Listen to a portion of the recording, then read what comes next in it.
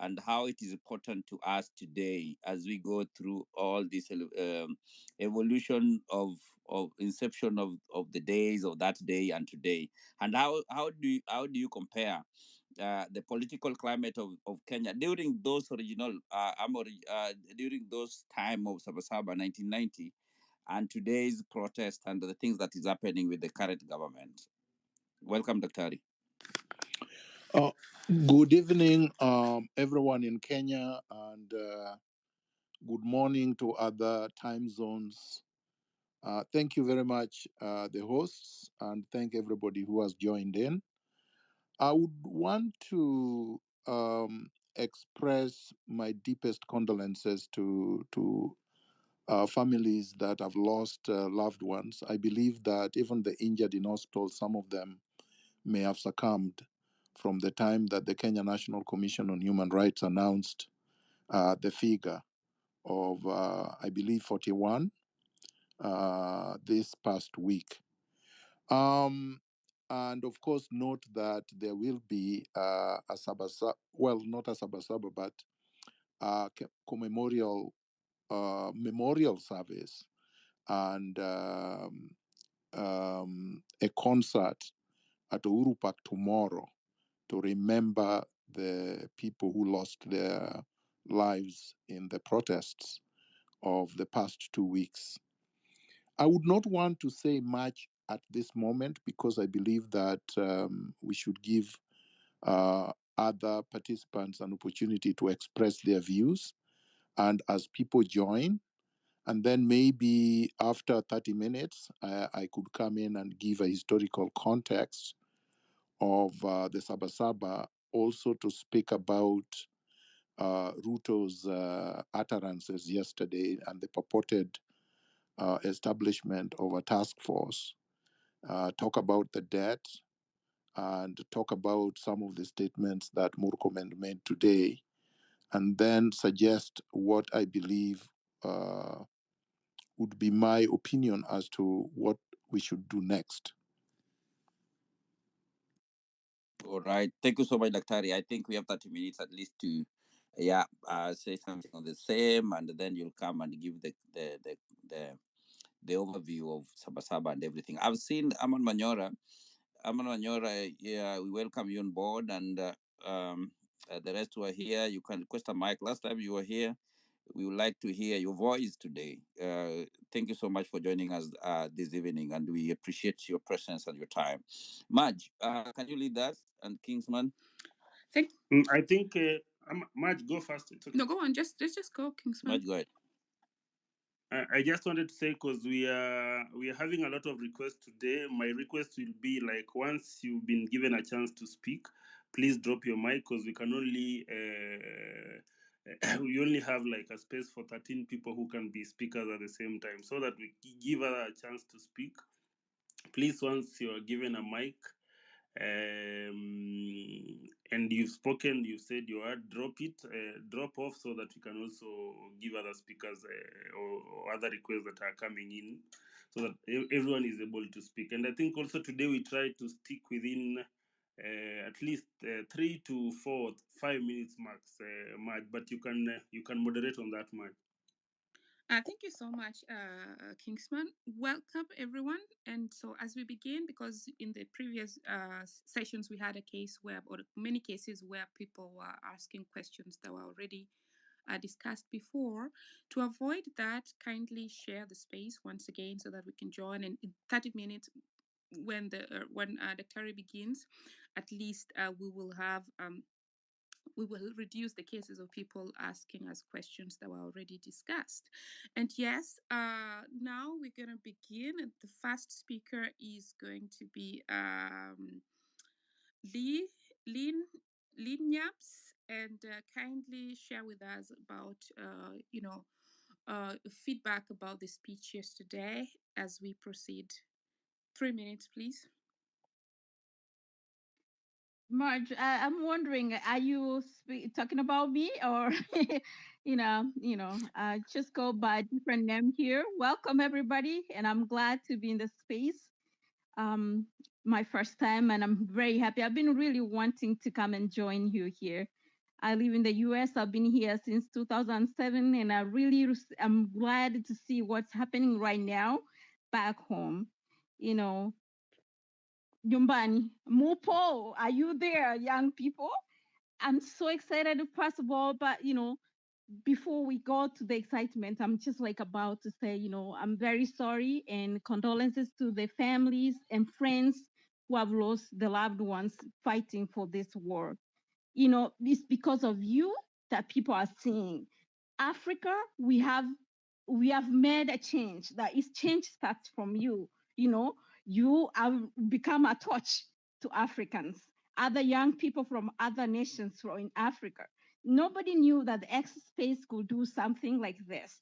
You coming together and gathering here, discussing things, what you need to do, is really encouraging. I wasn't very happy to join spaces yesterday, and I came late. There were so many people in the room. My phone was really acting up. I really wanted to hear what's going on, but unfortunately, it seems that there were so many people who are not very happy with what's going on. And it's very normal. I don't want to repeat all you have been saying because I don't live home, but I'm so happy to be here and being represented by you. Anytime I'm joining you, and it just reminds me everything back home. So one thing I wanted to remind ourselves, this movement you have started, you haven't even done anything yet. You're starting now. This is when you need to show that for real what you stand for and what you really have come here for. Nobody can stop you. In fact, you have become a threat. And you see the president coming back to watch, wherever you are, to come and talk to you is not something really. I've not seen any president, African president, do what Ruto did yesterday. But I'm not saying that he's doing something great. Home people are suffering. Just like imagine when we are back here and we suffer, we cry, the economy, everything is bad. I can only imagine a mama back in the village who can't even afford ugali at night, who cannot even afford porridge in the morning, you know, and everything going sky high and they can't afford. It pains me. In pain in Machungu, please do not start what you have started now. Change is always painful. Change comes with a lot of challenges. Not everybody is always willing to go with a change. Please remember that not every one of you who started with you is going to end with you. Some of you will be bought by the president, some of you will be bought by somebody else because they want to divide you. You'll be divided. If you only slay a little bit, please, if you have one voice and you have to have one mission, please don't come in here and preach every single. You're singing the same song. Do not repeat yourself. Yes, we see everything is happening. If you come here, you want Ruto out of the office, stick to that. Don't preach that. You know what's going on. It's terrible. Not nobody. No, I'm not there, but I can feel that for real. The pain is really oozing in everybody's blood. Back when I was in the university, I don't want to say mention which university I was in Kenya. Things were kind of a little different. Now I hear students can't even go to universities because you have to pay cash, no help anymore, nothing, no support. You can imagine those two children who come from very poor families, how they're going to afford to be there. First thing, in any country, in any nation, Would you to be kindly try successful. to thank you? Would you kindly try to land in 1 minute, please? Back to you.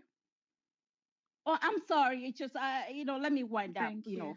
First of all, thank you. I didn't know. I went over. Sorry about that. But again, remember, education, healthcare, infrastructure are very important for any nation to succeed. Please, what you have started, don't stop. Do not be divided. Stick to one thing and work with it. We are so happy and we are so proud of you back in abroad and home. Thank you for representing us. And thank you again. Thank you so much. The next speaker is going to be somebody who is a Kenyan in Kenya, and we are going to emphasize that we are going to be prioritizing Kenyans in Kenya. So, in the panel right now, if you're a Kenyan in Kenya, kindly raise your hand. Okay, Buddha Pala, you go, and the rest of you, the next person, because otherwise we're going to be adding those who are Kenyans in Kenya. in Kenya first. Over to you. 2 minutes, please. And just an explanation. The first 1 minute, after 1 minute, I will raise my hand, and then that's a reminder that you then have 1 minute to proceed. Okay, over to you.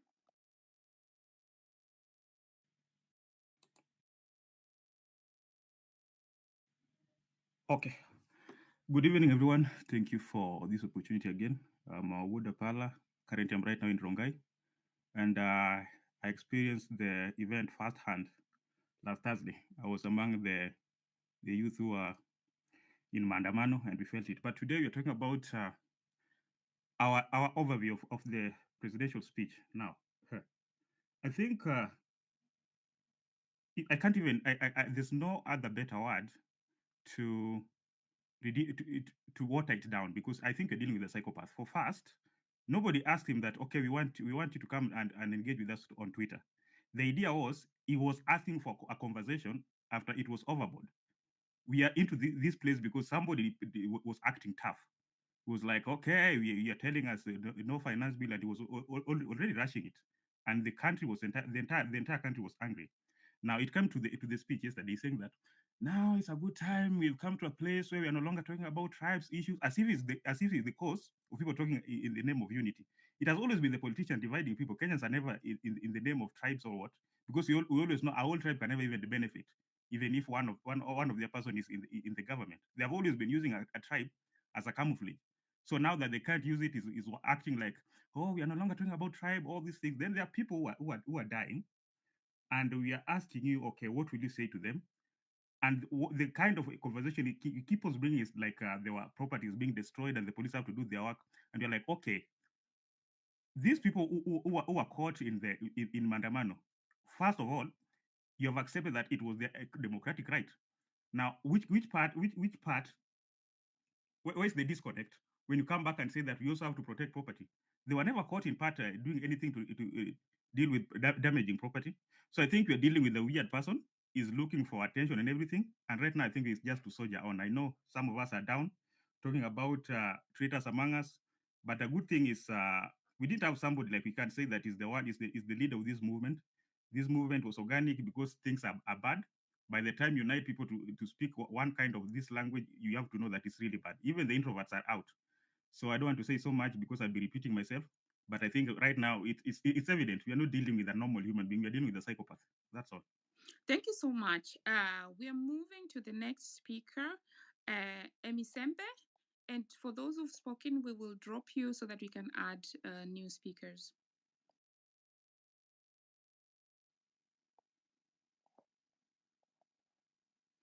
Madok Emisembe, please. Okay. Gloria?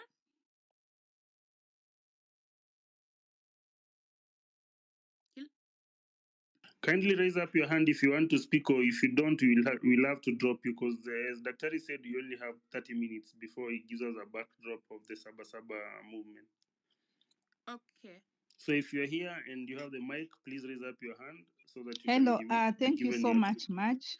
Yes. My condolences to loved ones lost in this struggle so far. Okay, on the speech, I'm not going to comment so much because we all know it was choreographed, it was stage managed. The speakers are almost predetermined and so on. So there's nothing much to say there. As usual, it was just gaslighting us, trying to play with our emotions and so on. So for me, really, it's nothing to write home about. So I'm going to go straight to now what next? And I'm thinking it's time now we start writing down points and start forming committees or get people to take action, because I've realized we spend a lot of time on spaces, talking, and then we end up not doing anything. And that's how we traitors also end up, wasting our time. You are there, someone keeps you up until, I don't know, midnight. Then ikifika saa saba anaanza kutweet ati, oh, don't go to State House. It's protected, as if they didn't know it was protected to begin with. So moving forward, action, we need to get committees. Communication is very important so that on Twitter daily we have something to write about. Like now there's preparation for Saba Saba, and we want to put forward the message that people were killed and these people did not deserve to die. Extrajudicial killing. So we can start with Saba Saba, mourning our dead, stop extrajudicial killing. And as a point of action, we should also sue the state, begin to hold them accountable for every death that occurred and injuries and so on. There are people who are paralyzed. So we need to take such actions and ensure we hold them accountable. Thank you. Thank you so much, Gloria, for your sentiments. We move now to CC as Noise Checker, and then Victor Koluba, and Beryl, you're part of the co-hosting team. If you want to speak, you just open your mic at any time, and then Hannah Halley. Oh, I think the other one dropped. So Victor, please. Okay, if you're not picking the mic, I'll drop you. Gloria, allow me to drop you as a... Yes, Victor? Hello, everyone. Am I audible? Yes, please proceed. Okay, thank you for the space and thank you for this opportunity. First, I'll be very brief.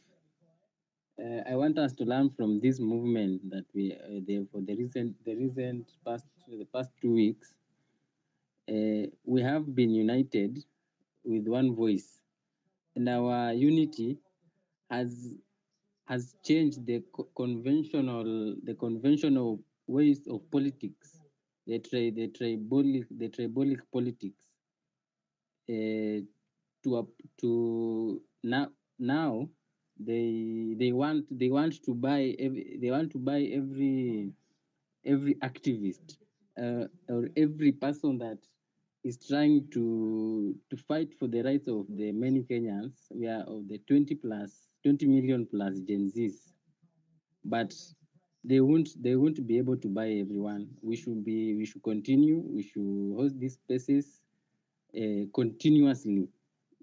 Everyone should be able to learn and understand the importance of fighting for their rights. And I thank you, Hilary and Dr. Miguna, for educating us on this, and for embracing this opportunity and letting Kenyans understand the need to rise and to fight for their rights.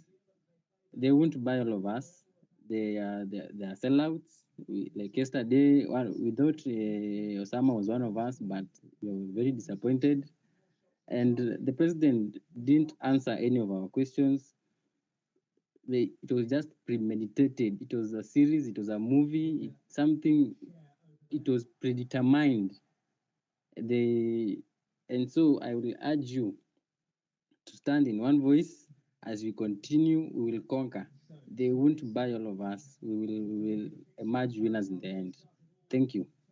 Thank you, Victor, also for sharing the disappointment that a lot of Kenyans had yesterday. And this serves as also an example and a reminder that the people you start the journey with are not necessarily those who you will finish the journey with. And so this is just a life's lesson that people should take as they continue their journey, and also to believe in what you personally believe in. To believe in what you really believe in, and not what the other person thinks. Only when you have synthesized that and say, now me, Marge, what Victor has said is really something I believe in, and these are the reasons I believe in. And then when you stand on your feet and your mind is clear, then you really have a course to follow without being shaken by who, if somebody a perceived leader is not is no longer with you anymore. Now, Frederick, and then I think the 30 minutes will be over. If the Tari is ready, that's fine. Otherwise, we can add in more people. Frederick Mwangi. Frederick, can you hear me? Hannah Ali, please go. Hannah said she's trying to fix her mic. Yeah? She will be back later. She has a problem with her Okay. network. I think she can speak now. Anne, can you hear us? Anna? Hello. Yeah, Okay, go ahead. yes. I'm here. Thank you, Hillary, Marge, Kings. There's always a problem with the spaces. Thank you, Kings. When I was as a listener, I could not hear the space. Last week I had the same issue. I had to change my gadgets. But anyways, that's not here nor there. Comparing to what people are going through on the ground, my condolences to the families of the fallen comrades and the ones in the hospital. Now, people are more focused, the ones who like sideshows, they're more focused on the sideshows. These sideshows literally to divert attention to the real cause. And what the regime is doing is exactly that. And I think they've managed up to some extent, because I do not believe that it's a coincidence. Same person who's been advocating nobody should host him happens to be the one who hosted him. Um, uh, if you could bear with me, Hillary and Madge, the reason I'm saying that is this person was, for me, and this is my opinion, for me, this person was never part of this movement, but it's Kenyans who gave them legitimacy. Because when somebody says I've been abducted and then comes back and then nobody questions anything, and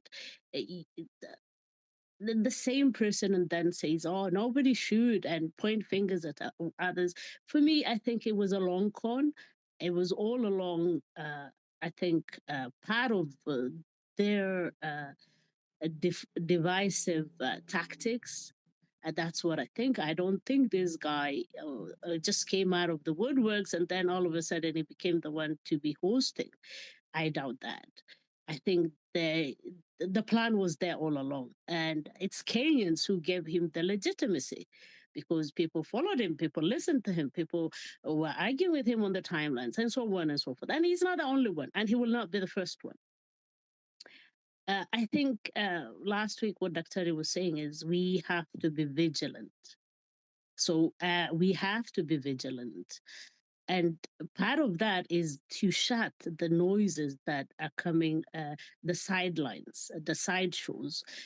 Now, I think we should focus on the movement on Sunday. What are people going to do? How can you be vigilant? How can you manage when you go on the ground, what you should look out for, and so on and so forth. But if we keep talking about what has happened and a space that was hosted, for me, I don't know. And the funniest thing, Hillary, is last night I saw the same person opening a space and people still went in their thousands. So mi sijui wa Kenya nani ameturoga, sijui tulirogwa na nani, but please, enough of these sideshows. A lot is at stake here. The whole nation is at stake. People have suffered enough. It's time to dismantle this system. We need a system that will deliver automatically without me screaming on top of my lungs. That is what the goal is. The goal is not just to divert attention. We need the IBC constituted. We need, I don't know who to go out. No, we kill the snake from the head, and if Ruto goes, then it's how do we fix this system? A system that has been there pre-colonial. We need that system fixed. So it's each day at a time. Now I think the focus should be on the Saba movement on Sunday. Thank you, Hillary. And I do kindly leave me there, because if I drop down, I cannot hear what the good doctor and everybody's submissions. Thank you, Hillary. We're sorry, and fix your mic and your phone. And thank you so much for your submission, Madge. Mm. Thanks. And so I just want to underline that the day yesterday actually reflects the problem that we have in the society and the reason why we are where we are, being bought. No, somebody was bought yesterday, but the government as it is and the MPs, some of them are political prostitutes being bought left, right, and center. And when they do that, then we cannot have a functional government. So actually, what happened yesterday is a disease that's really killing us, and that's why you have, non-performing people, but they bought their way in, or somebody is today in this party, but before the elections, they hope, others hope after the elections, and they actually have the mandate from party A but going to party B. So this is actually the life that we lead, and I really don't know what to say there, but nevertheless I want to say that the tactics that are being used, the very divisive tactics, are very little ones. They were also used against me the past 2 days, where it was really, even we are hosting a space tomorrow, but it was false information was put out there that we would be hosting the president. That is something that we are not doing. We never even said that, but paid mercenaries were put out there and people followed blindly. So my request to everyone who's in the space, when you see something, please try to think about it before you react. Think about it, and think about, when I put this out, who's benefiting? What's the effect of it? Because some of you blindly the past 2 days supported the regime very blindly. So guys, please, let's keep being vigilant, and let's think about the things we do before we do. The Terry, if you're ready, take a go. Otherwise, let us know so that we can pick other speakers. Thank you very much, Marge. I thank everybody. The first thing I would like to say is to agree with a lot of the sentiments that have been expressed. Struggles are never like wedding processions, or they are not nursery choirs. A struggle is difficult. It's not a straightforward thing or route that you take without impediments, because those in power are not going to live willingly, especially when they have committed so much crimes. The entire Republic of Kenya is a crime scene. State House is a crime scene. The obscene looting happening, supervised and presided over by William Ruto, is just too obscene to not pay attention to. As he was speaking yesterday, and I couldn't watch him, I haven't watched him because there is no reason to. Many Kenyans and their families have been burying dead people, dead comrades that were on the street peacefully and did not deserve to die. But he couldn't even acknowledge the fact that his police officers killed these innocent Kenyans. He hasn't acknowledged that.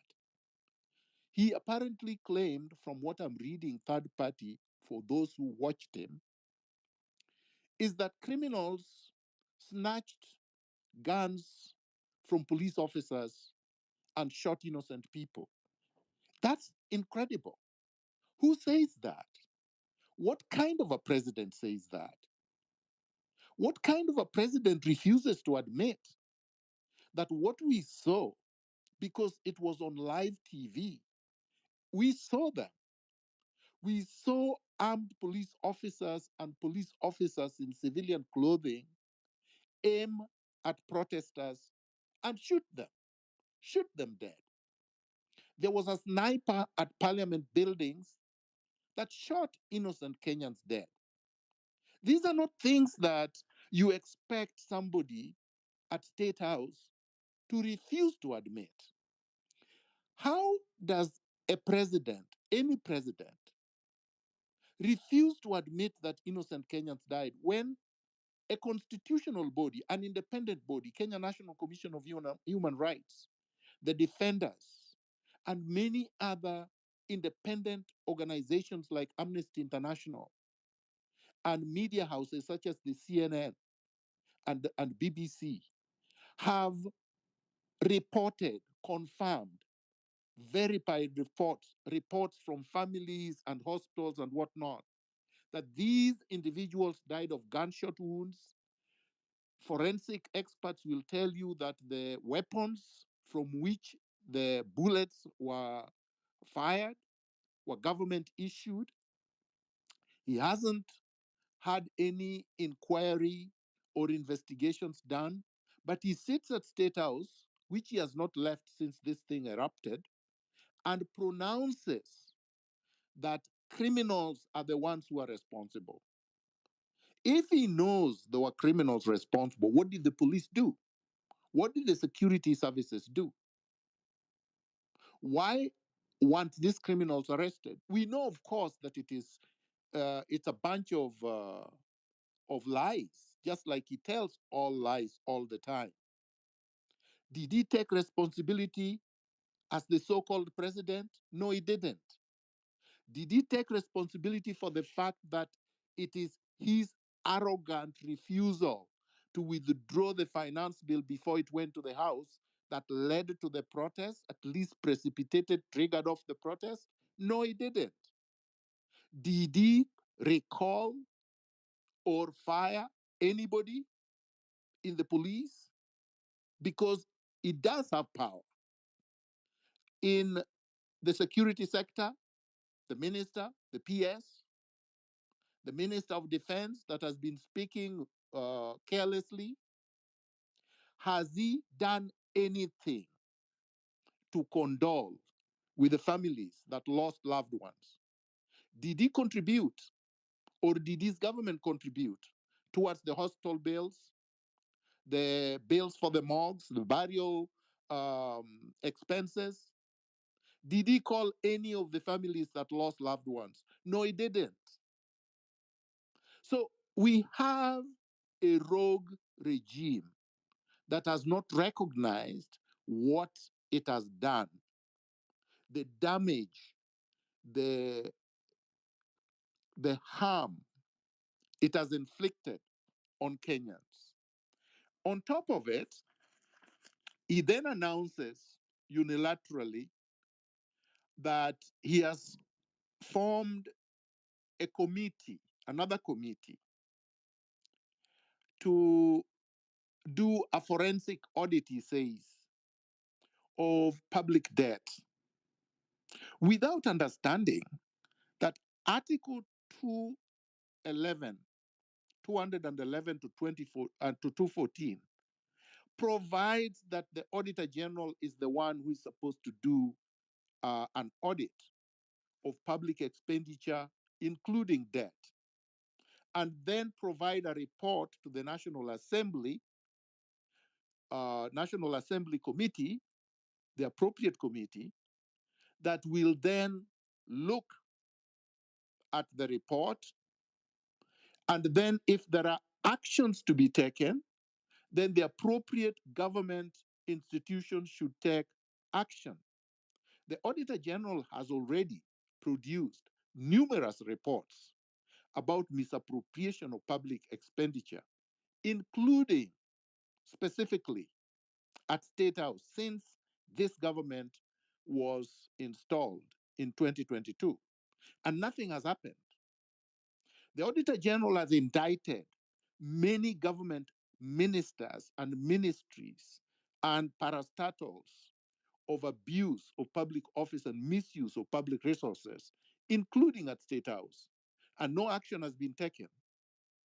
Ruto was claiming that he would only take action if somebody is taken to court. This is ridiculous. Because to begin with, that is not what political responsibility requires. Political responsibility requires that action is taken once public confidence, the public has expressed that their confidence has been reduced or they have withdrawn confidence from a public officer. And we did that. Kenyans did that on June 25th in huge numbers. He has not resigned. None of his ministers have resigned. And he has not fired anybody. But he's arguing about taking people to court. Who does take people to court in Kenya? One, the DCI.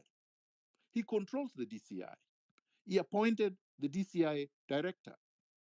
And he seems to dictate who is to be arrested and who is not to be arrested, who is to be arraigned, and who is not to be arraigned. Number two, EACC. Ruto appointed a priest as the head of EACC against the law. The law says EACC and all these law enforcement agencies, civilian ones, have to be headed by advocates of the High Court of Kenya because they know the law, they understand the law. That's their work professionally. Not a priest. A priest preaches in church. He appointed a priest. But more importantly, even this priest has released reports and has indicted many members, senior members of Ruto's administration. Ruto has taken no action. So EACC is unable and unwilling to take the ones with the highest responsibility in grand corruption to court. And I believe it is with the instruction from Ruto himself. 3, the director of public prosecutions. That's the person who ultimately decides who is prosecuted and who is not prosecuted. And whom did Ruto appoint? Somebody nobody knows his name. Nobody knows his educational background. Nobody really knows about his professional career. He has done absolutely nothing and was involved in corruption the length of River Nile when he was working in Mombasa. Forged land title deeds. I have the evidence. I've seen it. This is the man he appointed at the head of the director of public prosecutions. And again, this man is unable to arrest anybody or recommend the arrest of anybody and prosecution of anybody, and terminates prosecutions of people that even a grade 2 child would tell you there is more than credible evidence to suggest that that person, when taken to court, would be convicted. There is sufficient evidence to believe that Didmas Baraza shot somebody dead in broad daylight, but he's walking free. So this is the context of what happened when Ruto purportedly addressed a public space yesterday on X. Ruto has refused to accept that Kenyans have indicted his administration and has gone ahead to unilaterally appoint a body that he believes would whitewash his administration. Who did he appoint? First of all, forget about the fact that this body is illegally constituted because there is an independent constitutional body that is supposed to be doing what this so-called task force is supposed to be doing. So there is a duplicity of action and a wastage of public expenditure by purporting to institute this body. So look at the chair of the body, Nancy Aseko Onyango. What is Nancy Aseko Onyango's current position? Director, Office of Internal Audit and Inspection at the International Monetary Fund, IMF. The same people that brought us Finance Bill 2024. So they are supposed to be coming here to basically clean after themselves or try to make Kenyans believe that they had legitimate debt when we don't, including from the IMF. That is the chair of the so-called task force. Who are the members? Aaron Tegea, economist at the IMF, the same organization. Who is the other member? Professor Louis G. Francisci, Assistant Secretary General of the Commonwealth. So the same people, the puppet owners, whom we are complaining about, are controlling Ruto like robots against the interest of Kenyans, are supposed to be members. Who is the other member that he announced? President of the Law Society of Kenya, Faith Odhiambo, who immediately declined the appointment together with the entire Law Society team on the same basis that I have stated, that these, number one, is an illegal construct, a legal entity set up by Ruto outside the constitution, and that this role vests on the Auditor General. But even if it was constitutionally constituted, the members are not fit to conduct an independent forensic audit. An independent forensic audit would have to be conducted by someone not answerable to Ruto and someone that does not report directly to Ruto, that would submit their report for public scrutiny to the National Assembly. Even however captured it is, institutionally, it is the one where the report is supposed to be tabled. Furthermore, nothing stops the regime from submitting reports and documents regarding the so-called public debt currently to Parliament or to the Auditor General, or to allow citizens of Kenya to access the same information. Because we have a lot of accountants, we have a lot of forensic accountants in Kenya who can conduct on their own without billing anyone a forensic audit of the debt. It's not a very difficult thing. From what I have heard, from what I have learned, Ruto has essentially borrowed close to 7 trillion Kenya shillings, yet the debt that was outstanding when he came into power was 1.7 trillion. Where did over 6 trillion go? What has he done with it? I suspect that most of it has been stolen. So Ruto has lost credibility, and it seems like he has not learned that Kenyans have lost confidence in him, and is continuing to believe that the Moi strategy of divide and rule, of buying people, of trying to use force, of using propaganda is going to get him out of this. It isn't. Next, Saba Saba. Tomorrow is the 7th of July. The 7th of July is very important in our history because on July 7th, 1990, Kenyans in their thousands rose up in protests demanding for multi-party democracy. That is when Kenyans united, rose up. That is before, I believe, the Gen Zs were born. So this struggle did not start yesterday. This struggle did not start in June. This struggle did not start with the Finance Bill 2024. As I said a week ago, the struggles began against the British and have continued throughout. So each generation has had their protests, have had their maandamanos, have had their grievances, and have stood against the regime that is oppressing them. So in 1990, in Kenya, we had a one-party rule and a one-man rule. The man was called Daniel Arap Moi. The party was called Kenya African National Union, KANU, the party that, quote unquote, won independence elections in 1963 and metamorphosed into a de jure, a legal one-party state through a constitutional change in 1982. Moi ruled Kenya alone with KANU, with his cronies and a few mafia from 1982 to the eruption of Saba Saba 1990, and continued to do so through 1990 and 1991 until 1992. That's when he gave in and allowed multi-party democracy.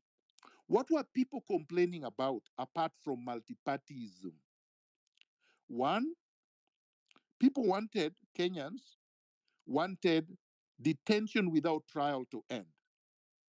The same thing Ruto is doing even under the new constitution is abducting people, detaining them, sometimes over the 24-hour limit without charge. That is what people are rising up against. People were rising up against abuses, human rights abuses. Universities and colleges and scholars were demanding academic freedom because at the time there were books that were restricted, that were not supposed to be used at the universities. In fact, Moi had categorized anybody with a beard as a Marxist, as a communist, as a socialist, and he targeted them for persecution. People could not just write freely. The press was not free. People were demanding freedom of expression. People wanted freedom of association. People wanted a free press. People wanted grand corruption to stop. People wanted the end of tribalism because, as many would know, at the time, most of the people that were appointed into high positions were members of his tribe, just like now. This regime is predominantly made up of probably 2 or 3 tribes. And that is unacceptable because Kenya comprises of 54 communities. And the constitution requires that in every appointment, in every office, we should see the face of Kenya. So this is what people were fighting about in 1990. And when you look at now, you would say, apart from the fact that Kenya is a multi-party state, all the other problems are still persisting. We still have abductions. We still have illegal detentions. We still have human rights abuses. I'm not sure about academic freedom. That probably is a battle we won because I believe right now in our schools, most people can do research and write almost on anything. As to whether it is thriving is another question. We do have freedom of association. It is suppressed, but it is there. And of course, we still have corruption, grand corruption. We still have tribalism. We still have nepotism. At that time, Moi reacted by detaining prominent members of whom he perceived to be the organizers. For example, Kenneth Matiba, Charles Rubia. There were several people who were detained. In fact, he had also detained Raila Odinga and many others without trial, without taking them to court. And of course, people were tortured. Matiba came out of detention paralyzed and eventually died out of the conditions that he was subjected to in prison. The result, ultimately, the big win in 1992 was the repeal of Section 2A, which then allowed Kenyans to form multi parties. And eventually, in August 2010, we amalgamated the new constitution of Kenya 2010. So those are the big wins. But we did not make these gains without a struggle, without risks, without people suffering. So, what is it that we should look for on the Sabasaba coming up tomorrow? The organizers have already announced that they are going to have a memorial concert. They are going to celebrate the lives of those who have lost their lives during the protests, and they are going to reaffirm our commitment for the values and the grievances that Kenyans rose up against, which was not just Finance Bill 2024. A lot of regime-friendly media and propagandists are only talking about Finance Bill 2024 and talking about it as if it has been withdrawn and as if it cannot be brought back. And as I said last week, Finance Bill 2024 is alive and will become law on the 16th of July automatically. Because the law says that if the president does not assent to it and nothing happens in the National Assembly, the bill becomes law automatically in 21 days. So on the 16th of July, Finance Bill 2024 is the law. So really, we have not made any gains. I want to disabuse ourselves of that. We have lost people. We have had people injured. We have had the properties destroyed by state goons. We have had a lot of us compromised, but there is no gain, no singular concrete gain that we have made. So I think the challenge on us is to do this on Sabasaba Day. If we are going to honor the lives of all the people that have lost their lives and all the people that have been injured and all the atrocities that have been committed in the name of these demands, we should show up in large numbers at Uhuru Park. We should show up peacefully. We should dress in black. We should carry our flags. We should play our music. We should have the images of all these heroes that died. And we should singularly tell the regime that Ruto must go. Ruto must go is an anthem not just targeting Ruto as a person, is targeting the entire regime with all the crimes that it has committed and continues to commit, all the corruption and looting that it is committing and continues to commit. It has committed and continues to commit. And all the arrogance that the regime, starting from Ruto going down, continues to exhibit, the chest thumping, the dismissive statements, the inability to address Kenyans on concrete issues. Like Ruto refused to answer any question that the media have asked him.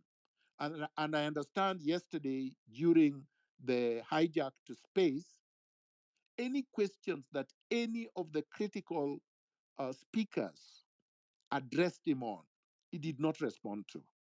So that's all I want to say for now. I think we should remain focused. We must remain united.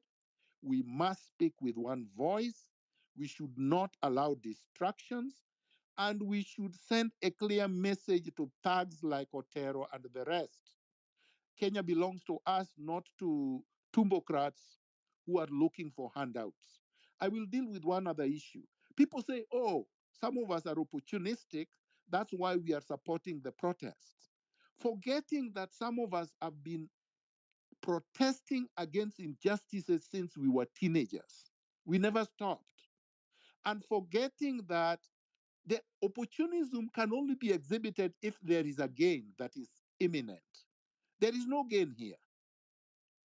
There is no election. There is no government anyone is fighting for. The people who are opportunistic are there cutting deals at State House, looking for appointments. Many of us do not want appointments in this government. Look, somebody said I should become a CAS when I return to Kenya in October 2022. What did I say when I was when I was interviewed by Ageo, even before then? I said the CAS position was unconstitutional. And even if I was offered the position, I would not take it. Because we have to make a stand based on integrity.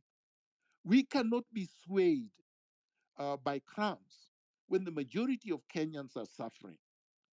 I will drop the mic now unless there are questions. Thank you very much. Daktari, maybe I before can you hear you. drop, maybe before you drop, I just wanted to touch on,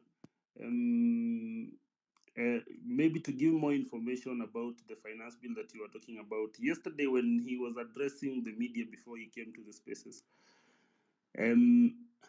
He really insisted on that that finance bill should still proceed the way it is, and as we've said, our law does not provide anywhere where he can reject or withdraw the bill.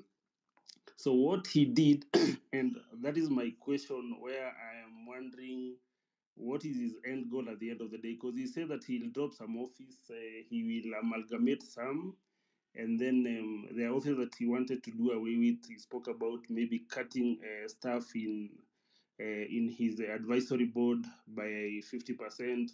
Anyone who is 60 years old and above to retire immediately. So meaning also most of his CSS should be going home.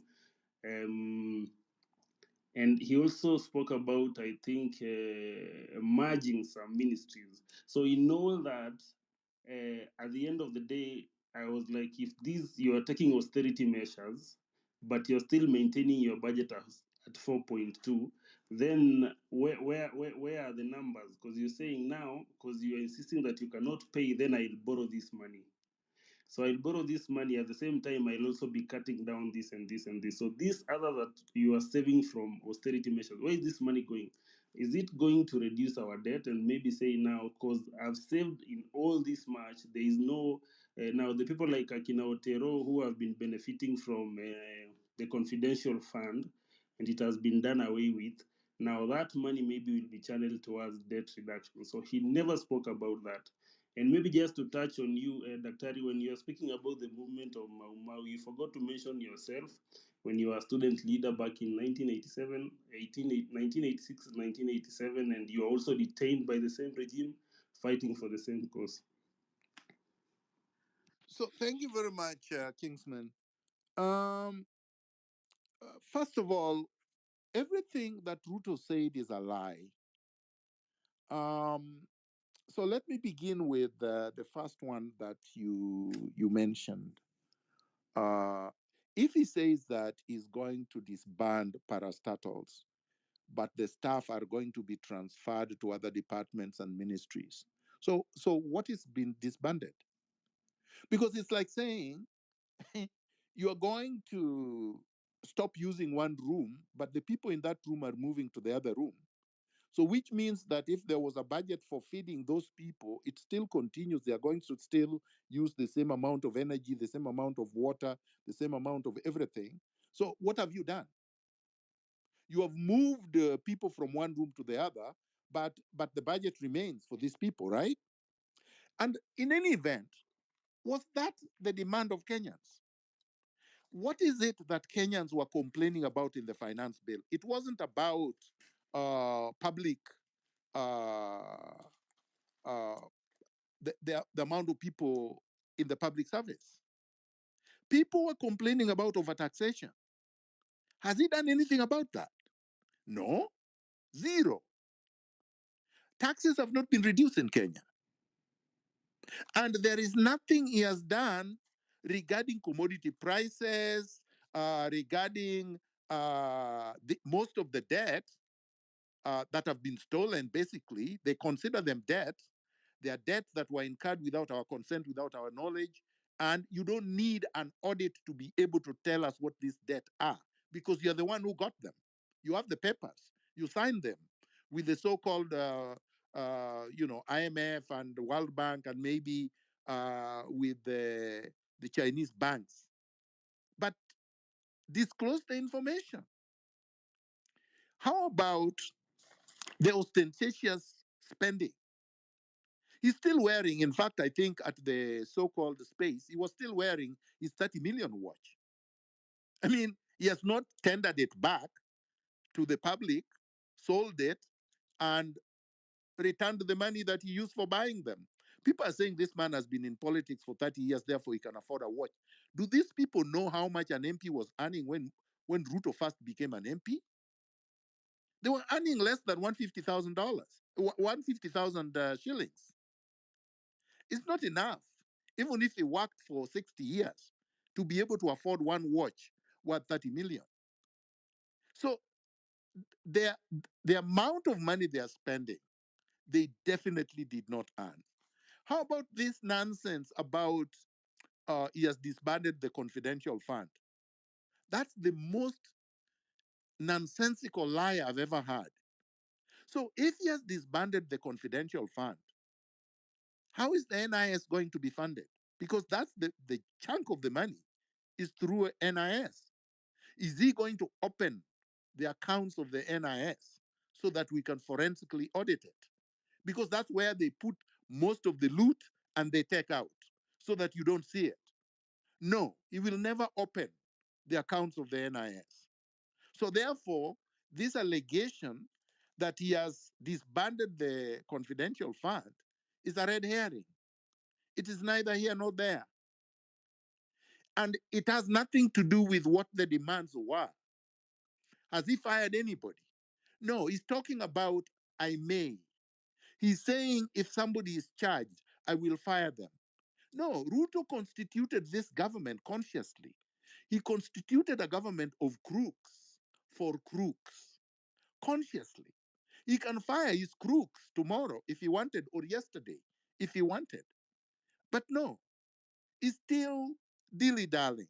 Apparently, I have heard confidentially that he's planning a reshuffle next week. Nobody wants a reshuffle. We don't care about a reshuffle. We want the entire government to go so that we can reconstitute the state and have a clean, transformed administration that will care about the needs of Kenyans. Period. Thank you. Thank you so much, Dr. for walking us through the Saba Saba history and for also sharing with us about basically dissecting yesterday's speech and also sharing with us actually the true status of what is going on. I have two questions for you before we proceed with the next speakers. The first question is just for understanding because if a head of state really is on record to form a task force that is unconstitutional. I mean, in other areas, you would find that such a decision is not made single-handedly. Even if he wanted to, if a head of state wants to do such a thing, there has to be a team who are counter-checking. Of course, he must be having knowledge of the constitution. Then there has to be as team checking, and before this decision reaches the public, it would have passed through many layers of be a scrutiny, and so that we don't have decisions or pronouncements that are contrary to the constitution. Would you kindly make us understand why we keep having scenarios whereby the head of state is telling us things that are unconstitutional? Do you maybe have an idea of how these things really happen? Back to you. Madge, thank you very much. This is what I know. Dictators and tyrants rule through crisis. And commissions of inquiry, task forces are always the hiding places when they are in crisis. So they cause, most of the time, they artificially cause a crisis so that when the crisis comes, they can look like they are they are the solvers or the solution to the crisis. All right? They are the answers to the crisis so that they look like they are statesmen and they are above the fray.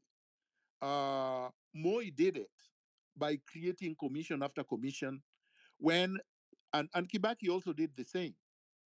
And when the so-called task force or the commission brings the report, it's never enforced. So, for example, we had the Ndungu land commission. The commission brought a report that was never enforced.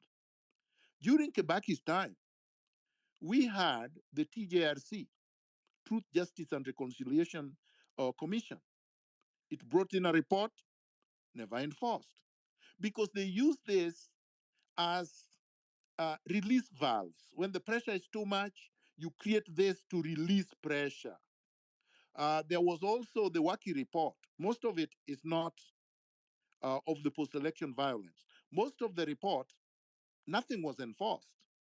We've had many, many, many such commissions. Okay? This is a PR exercise, purely a PR exercise. As I said, he cannot purport to form this thing from the IMF, who is supposed to be a creditor. So somebody lends you money, you go to the National Bank or you go to Equity, they give you 100 million to construct a house or to construct a business. And then there is a problem with the management of this debt. So let's say something happened that was untoward. There were kickbacks and whatnot. So what happens?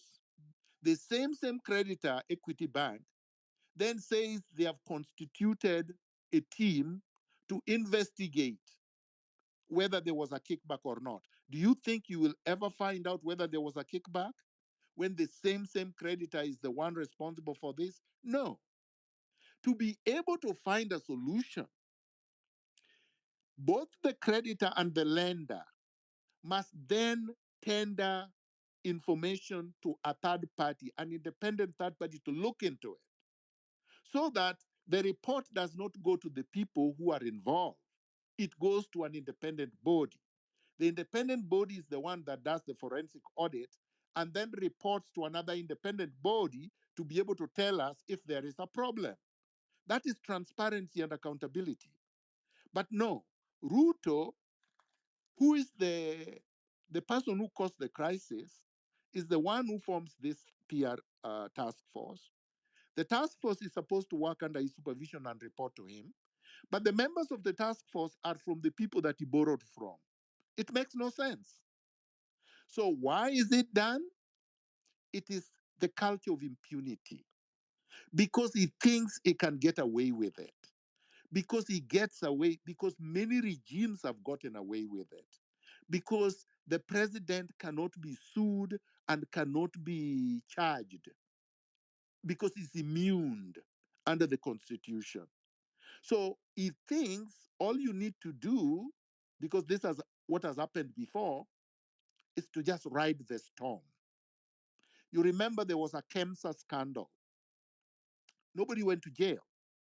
Uhuru Kenyatta retired, and every month he's paid over 100 million, and he's just going about the world drinking. What about the NYS? Waiguru is now a governor and has staff. Nothing has happened to Waiguru, nothing happened to Uhuru. How about all the other scandals, including the Eurobond and many others under Uhuru's administration, some touching on Ruto himself? Nothing has happened. So because nothing has happened, Ruto believes nothing will happen with respect to him as well. The unfortunate thing about this for Ruto is that just because your predecessors got away with murder does not mean that you or anybody else afterwards will be allowed to get away with murder. And unfortunately for him, the younger generation turned out in large numbers and said, enough is enough. I would want to encourage them. I would want to encourage us to put meaning to that statement. Let's say enough is enough, and let's gather in large numbers, and let's cause a crisis, and let dissolve Ruto's regime.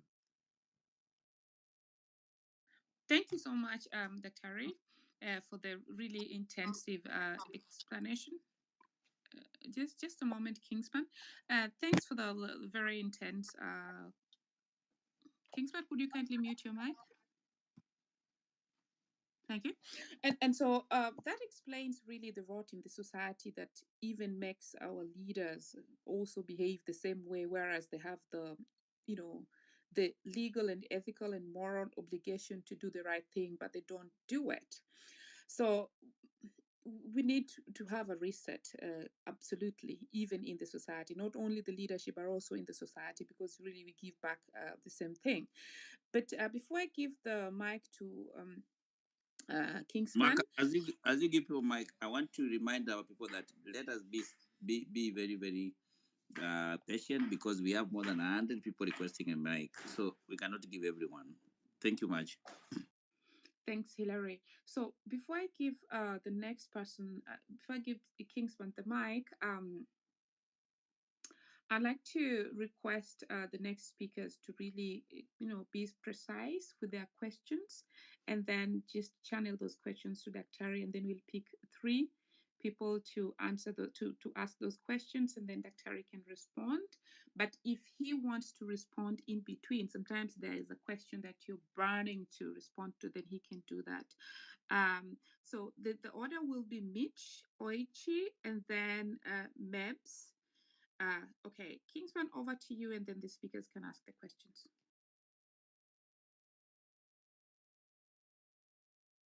Kingsman, can you hear me? Kingsman, can you hear Maj? Okay, we'll let Mitch go, and then Hilary, please text him to tell him that we cannot hear him. Mitch? All right. Hello, thank you for this opportunity. First of all, before I ask, yes. Okay, Hello, then just okay, Oichi, a moment. So Kingsman, just one moment. Oichi, kindly finish, and then you go to Michin. Okay. Yes, before I ask any question, I have some reactions from the conversation that we are having here.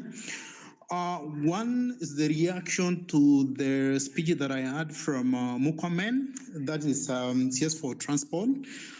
One thing that I think that came into my mind is that this guy thinks that Kenyans do not know exactly what's going on because he's it was not come to you guys to tell you exactly what you are doing. It's like we don't know. They're doing some work, but we don't know. For a case of Mukomen, it is something that everyone is supposed to see. You don't need to say anything. You don't need to place an advert in a television so that we're able to see what that ministry is doing. For instance, if you go around our country, you will realize that there's some funds that were allocated to the transport to maybe to build new roads and also to do some renovations here and there. But you can realize that that's not being done. Some projects even they stopped. So you wonder, even if you look at I don't know what happened with the roads, because it's like the road ministry. There's some roads that are supposed to be done by the national government. The other roads that are supposed to be done by the member of parliament. Maybe Muguna will ask you to maybe to respond to this one, because we cannot understand why some roads are assigned maybe to members of parliament, others to the county government. But if you go around, you realize that all the resources that have been assigned to these governments, they're not being utilized. The roads are not being built. They come and do 1, 2, 3, and then they take some photos, and then you realize that nothing much being done. It's only that people are not responding. People are not kind of holding them accountable. But now this is the time, the technology that's being used to address some of the issues that we are seeing in our country. And another thing I think I need to react to it is on corruption, which has been an issue. If you look around Africa, you may realize that most countries in Africa, they're not kind of developing. Nothing much is going on. And from one year to the other, they always come up with the budgets, and there are some things that they need to focus on. For example, why do we need some youth maybe to go to Western countries to look for job opportunities? Something that they know that we need to do here is something that we read about. Industrialization, something that happened in Europe.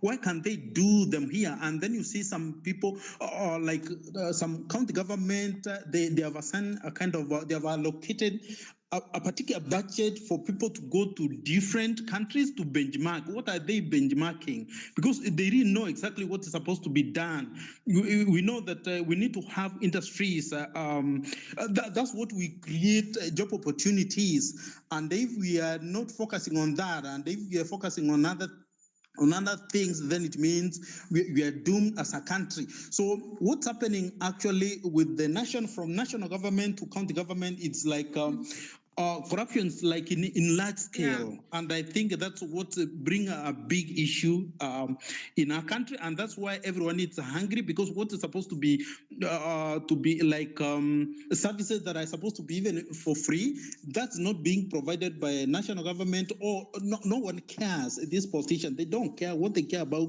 is about their families. Another thing, maybe 1 minute, yes, please. On there's a big issue on conflict of interest. Land, please. Okay.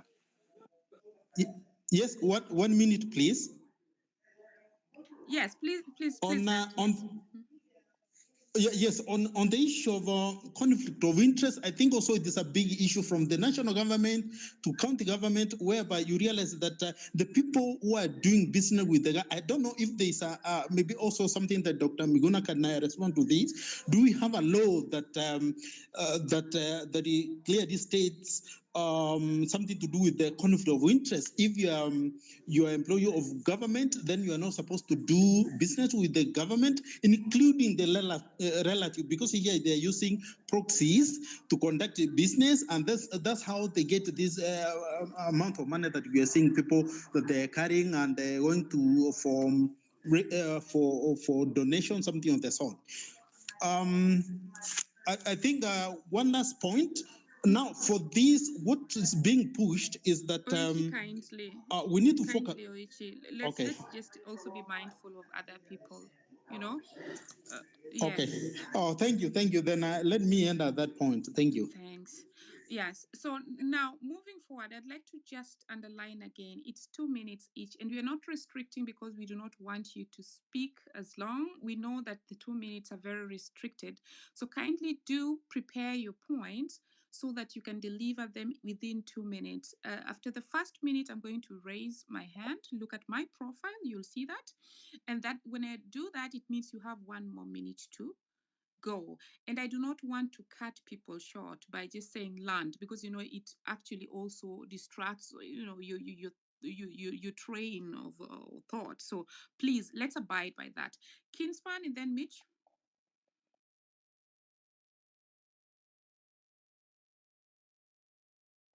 I can't hear Kinsman. Mitch, please, 2 minutes.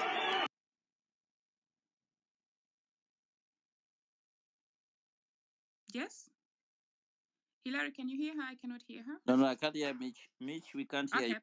You have a problem. So then Maps, please. Hi, can you guys hear me? Yeah, we can hear you, Maps. Okay, thank you. Thank you, Hilary. Thank you, Dr. Miguna, for your time.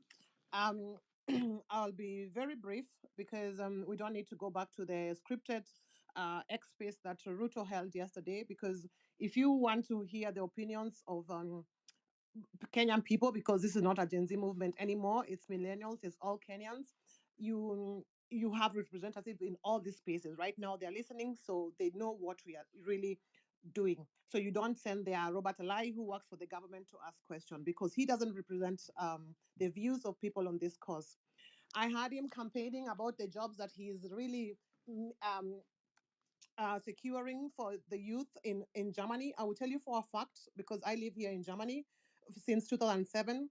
This is the most difficult job market, despite the shortage of skilled workers that we have in these countries. Without the German language, you cannot work in Germany, because Germans don't need engineers from Kenya. They have enough engineers here. Yeah. What they need are cheap labor, who actually they can also get from Eastern European countries. Yeah. So okay, Mebs, I'm yes? going to interrupt you there. We have we have to put out correct information. Yes.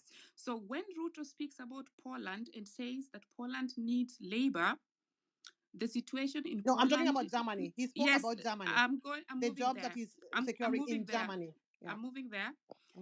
So Ruto was wrong about Poland, but Ruto is right about Germany. Even the clock, a broken clock is right once. So at the moment in Germany, the what is it called? The economy is shrinking. They need a lot of people in Germany, and they not only need, actually they need trained people, skilled workers, because what is happening is that due to a lot of racism, and they never really try to bring in people who are skilled. So Canada took over. Cameroonians who are coming to Germany can speak French. So Germany trains them for free, but then they move over to France because of the racism in Germany. As we speak, they're even setting laws to allow people to come in. So let's stay by the truth. Now, the wrong thing that is going to happen, that's where the corruption is going to catch up with us. So once they have that bilateral agreement, what's going to happen is that now the corrupt politicians are going to be around forming companies, taking people to Germany, telling you have to go to this lab. That is the one thing that is going to really even hinder this bilateral agreement. But coming out there to tell people that Germany doesn't need staff, That is a lie. No, have to I said correct that. I said Germany needs. I'll tell you for a fact that Germany is the most difficult job market, despite the shortage of skilled workers. That's I said Germany has. I know for a fact we have a shortage of skilled workers, but without the proper language, without the proper channels, you cannot work here. Cameroonians have it easy here because their system really mirrors the German system, their school system. Yeah, that's why they have it easy here. But anyway, what I wanted to say is we would like to show thanks even for the bilateral. correction. Thanks Yeah. for the correction. If you're Thank you. coming to Germany, you have to learn the language. Exactly. But That is what I said, job... Madge, before. Can you please Yeah. let me finish? Yeah.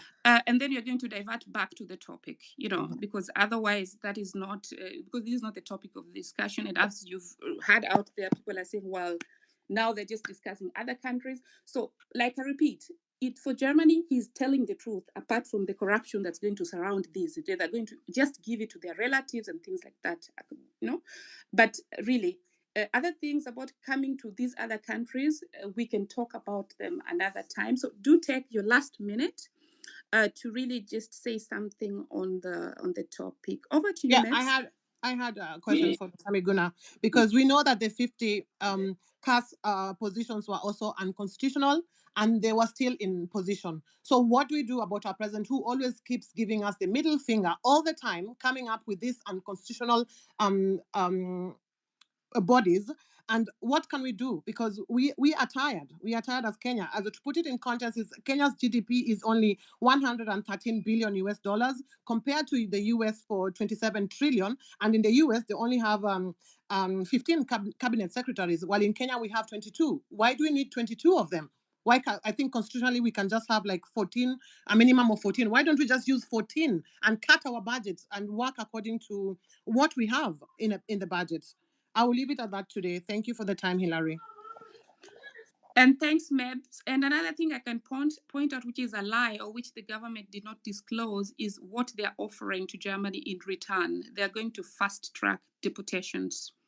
So Kenyans who are living here, and I feel that they really need to say it. I tried to say it and tagged the PS, and she nicknamed me an alarmist, but that is something that was also in the media here. So if the government is really also sharing things, they should just state the truth from both ends.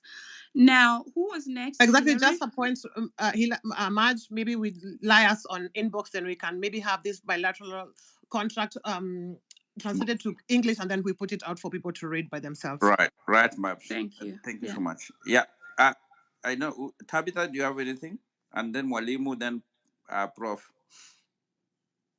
Thank you, Hillary. Thank you, Madge. I am of the great opinion that as a country, the government should be tasked with the responsibility of providing jobs for its youth internally first, because we cannot be having an education system that churns out youth from the institutions of higher learning and colleges, universities every year.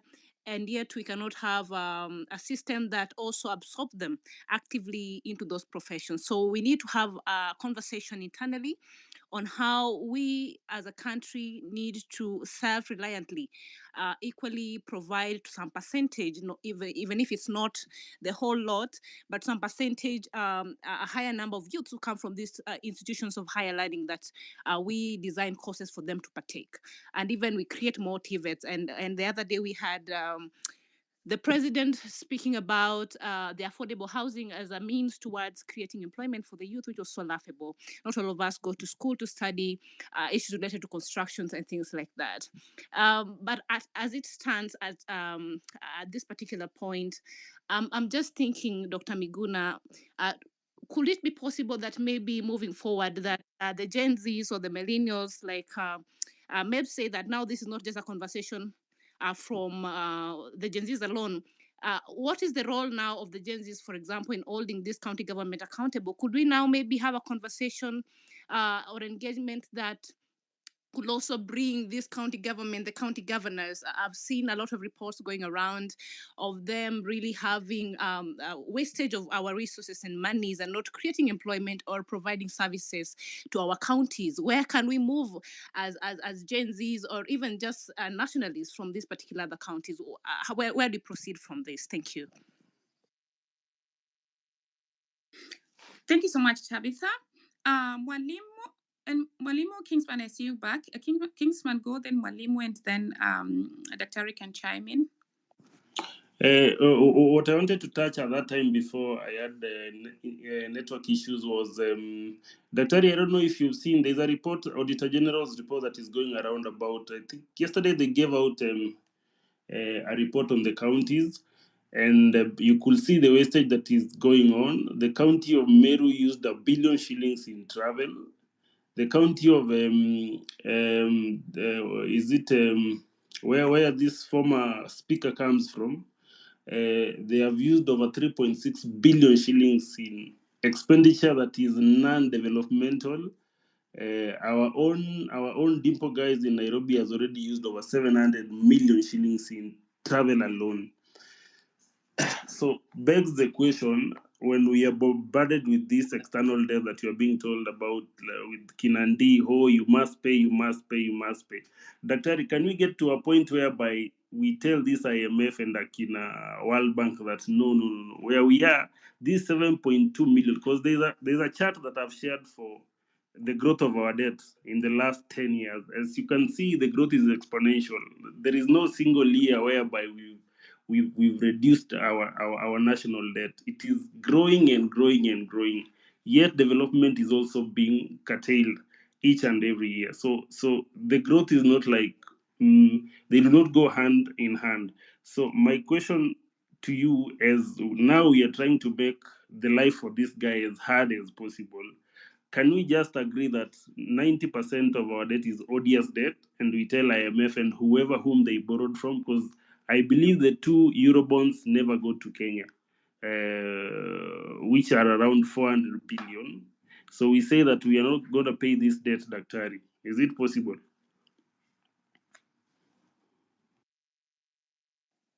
Thanks, Kingsman.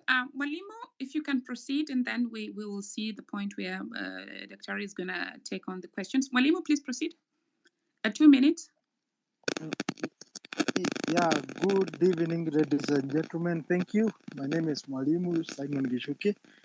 My home county is Kirinyaga from Gishogo constituency, and I'm loving whatever conversation we are having here. Myself, I live in Nairobi. I'm in construction industry. Being Mwalimu has been a long journey, and myself, I'm working in a different industry, having studied education. I studied pale kwa Muhindi, India, and whatever I've been doing. Mwalimu, your mic is bad. Because your mic is bad. Mwalimu, there's something echoing. I don't know. Are you using headphones? Yeah, now it's hello? better. Yes. Can you hear me now? Well, kindly proceed. One more minute. Yeah. It's much better. Yes, please proceed. Hello? Yes. That's what I'm saying. And myself having studying pale kwa Muhindi, there are so much things that we can learn from these guys, and that's why I've been telling people there's been so much of medical tourism between Kenya and to learn that whatever these guys have done over the years, that they have made their medical industry to start. They has made their education to start. That people could like us could go there and study, and whatever we are paying there, the education fees pale kwa Muhindi, it was so cheap. Even right now, it's so cheap. So what are the things that we are not doing right? Those are the kind of the questions that we need to ask ourselves. In considering the things like in the industrialization, what are those things that we need to learn from these guys? There are so much of cottage industries. Pale viatu zilikuwa zinaundwa kwa nyumba. Lakini mwalimu, sasa sio kwa ubaya. Yes. Si tulikuwa hii topic hii hapa ya preparation ya Saba and nini. Cause unajua tukiongea hiyo yenye unaongea ni ya muhimu sana, lakini ndo tuweze kuongea in a structured manner ni vizuri kama like let's say hata tukiwa darasa na mwalimu ameamua leo ni GHC, hatutakuja tunaanza kudiscuss CRE na kuelewa ya kuwa yenye unataka kusema, lakini ningependa kuomba wale wanakuja kuongea next, tafadhali stick to the topic because it's a Sunday. Tumesacrifice kuja hapa kudiscuss hii topic yenye wenye walikuja pia waliprepare, na nataka kusisitiza ya kwamba unaweza kutumia Swahili pia. Wenye wanataka kutumia Swahili mtumie Swahili, wenye wanataka kutumia Kizungu mtumie Kizungu, lakini naomba ya kuwa stick to the topic kindly. Yeah. Yeah. So yeah, over to you, Hillary. Yeah. So thank you so much, Maj. Yeah, that's what we want to say, that our topic today is just Sabasaba. Ukinapokuja kuongea, tafadhali kwa lugha yote tu zungumuza juu ya Sabasaba na ni nini inafaa tufanye kesho, kwa sababu ilikuwa na sababu kwa nini iliwekwa. Mwalimu, ulimaliza? Kwa sababu tunataka tupatie mtu mwingine. Maj. Yes, mwalimu, tafadhali 1 minute on Sabasaba and then you go to Professor. Mwalimu cannot hear me. Professor, over to you, please. Thank you so much, Maj. Good evening. Actually, Dr. has talked everything I wanted to talk, and mine is very simple due to time constraints. We have what we call, we are dealing with a person that we call or we address as a Moi orphan. And being a Moi orphan in this generation and in this dispensation, we must tread carefully with this person, because we all know as Kenyans that lies in his mouth has overtaken any other thing that we Kenyans want. And so we are hopeful, and I'm very certain that this movement will bear fruit. And once we take over, after you sent him home, we shall reverse all the policies that he brought in place. Because ideally, this person has even done what we call, he has crippled even the so-called independent offices. And so once we take over, because as I told you, I'm certain that he's going home. We are not sparing him. We are smarter than him. And so these are the last kicks of a dying horse. Tomorrow is Sabasaba. I'm only kindly requesting all of us to have a very critical discussion. Those of us who can meet, we can organize for a meeting so that we continue mourning our comrades, the patriots who passed on during this struggle. I was watching news and 2 more people have been confirmed dead. So the number is now at 43. This is very sad. So let us continue this movement and let us be serious about it. Let us not back down. Let us not be threatened, and we shall succeed. Thank you so much. I'll engage you further. Thanks so much, Professor, for really keeping the time. We go to Bet Collins. Sorry, Bet, I skipped Felix. So we go to Felix, Wanjoroge, Simon, and then Collins, Bet, in that order, the 4 of you. Okay, excuse me. Kiprotich, you were first. I'm seeing you now. So Kiprotich, Felix, Wanjoroge, Simon, and then Bet in that order. 2 minutes each, and then Daktari will chime in. But Daktari, should you want to chime in between, just open your mic. Kiprotich, over to you.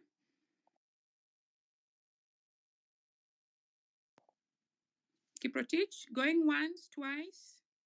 Okay, Felix, next. Thank you. Can you hear me? Yes, Yes. loud Yes. and yeah. Go ahead.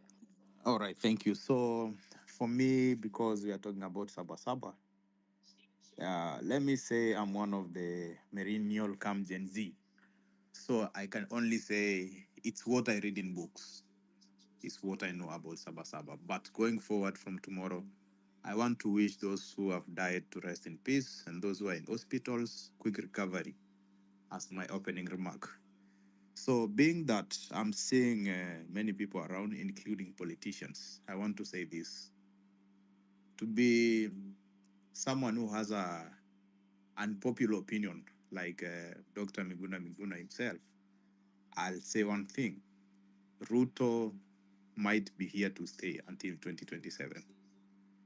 Be it Sabasaba, The only thing we can do as citizens, let's hold him accountable.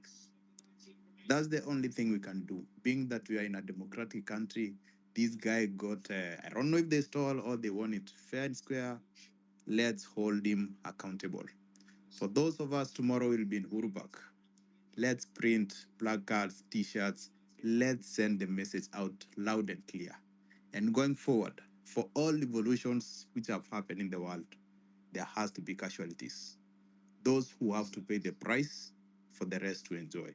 And what I have to offer for myself is maybe I'll be one of them who will be a casualty, or I will enjoy the freedom. Being Saba Saba, let's come out and let's stay strong. The guy we are dealing with, the same way he has been called is an Moi orphan. He believed he could behave like a dictator, but we thank God for the 2010 constitution. And for those who fought for it, being Saba Saba, we will really celebrate them. For me and for the rest, let's meet tomorrow. Let's send out the message strong. Let's stay vigilant. Let's hold the guy into account. That's the only thing we can do. Our problem is not paying taxes. Our problem is how we use the taxes. Our problem is not about the debt we take. Our problem is, are we using the debts we are taking the right way? That's the only thing we should be doing from now up to 2027. And if we are not careful in 2027, the guy again, let's be careful, might come through again to be the president for the second time. If we don't take care, let's hold him accountable. Let's take care so that when that time comes, we make the right decision. Thank you. Thank you so much, Felix, also for staying within the time and for your sentiments. Wanjiroge, Simon, and then Collins. 2 minutes each. Okay, evening everyone. So mine is just about having listened to Dr. Miguna and the history behind that he's shared, from independence to why we have Saba Saba, the 1992. So I think there's a phase at which each and everything pops up.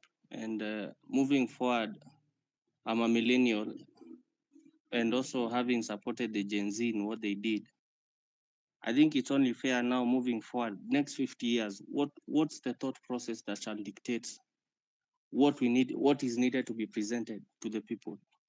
Back then it was land and education, opportunities. We got that. We did our constitution. We have good documents that we can refer to. And there are documents that can be upheld if at all integrity issues are looked into.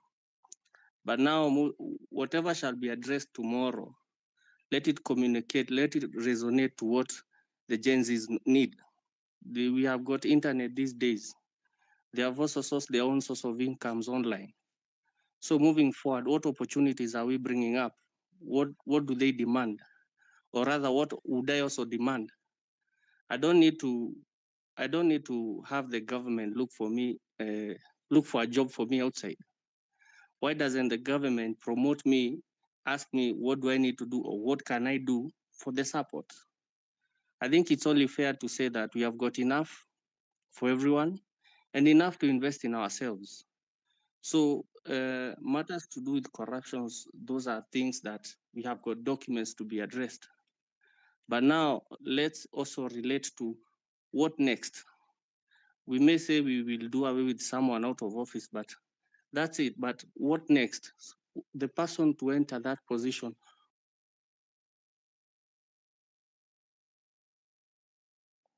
I think we lost Wanjiroge there. Simon and Kolo. Wanjiroge, can you hear me? If you can hear me, land in 1 minute. Actually, yes, I'm still there. Yes, okay. Yeah, please Okay, land. Okay. Yeah. So in conclusion, I don't want to say much, but as much as what transpired with the initial demonstrations communicated a lot, the Gen Zs and the millennials need direction. We already have what was fought for during independence. So what next? What opportunities are we going for? We've got a lot of youth that is so much educated but unemployed. What opportunities are there? But saying that you are sourcing for opportunities out there, yet there are some other barriers out there that, as you're saying, Germany, one needs to be conversant with their languages and matters to do with racism. Some of us have got ideas that we need to be invested in. I can present an idea, people contribute, and something pops up, employment pops up. Yeah. So our Saba needs to be guided. Let it not be personal to attack someone, but it's 100 years from now. This is a revolution. 100 years after, something else will crop up. Mine was just that. So let's not lose focus with what we want as an agenda. And also let's not forget that we already have representation. Yes. But Can we need to stand guided. Guys, my voice sounds very not as intimidating, but you guys are going to force me to crack the whip on you. If it's 2 minutes, it's 2 minutes. And when you're taking 3 to 4, you're being Maj, I can't hear inconsiderate. anybody. Okay. Who is speaking? It's me Hello? speaking. Is Maji speaking? Can you ask Dr. Hello? Yes, Dr. Dr. Can Dr. text we him. can hear you. Go text him, Hillary. Yeah. No, let me text him. Yeah. Yeah. He can log in and log out and come back. Guys, okay. Maji, can you hear me? Yes, I can hear you. Who's speaking? I can hear you. Simon should go and then Kolo. Oh, okay. Simon, can you go ahead and then Kolo? 2 minutes each. When I raise my hand, the 1 minute is over. Then you know you have 1 minute left. Simon?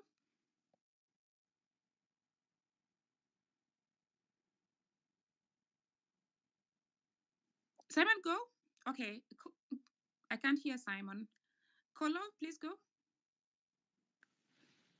Salutation to all the freedom fighters way back in 1963, and also the founders of Saba Saba, who have been mentioned before, who have been ahead of Can us. you hear me? It means, hello? Kindly proceed, Kolo.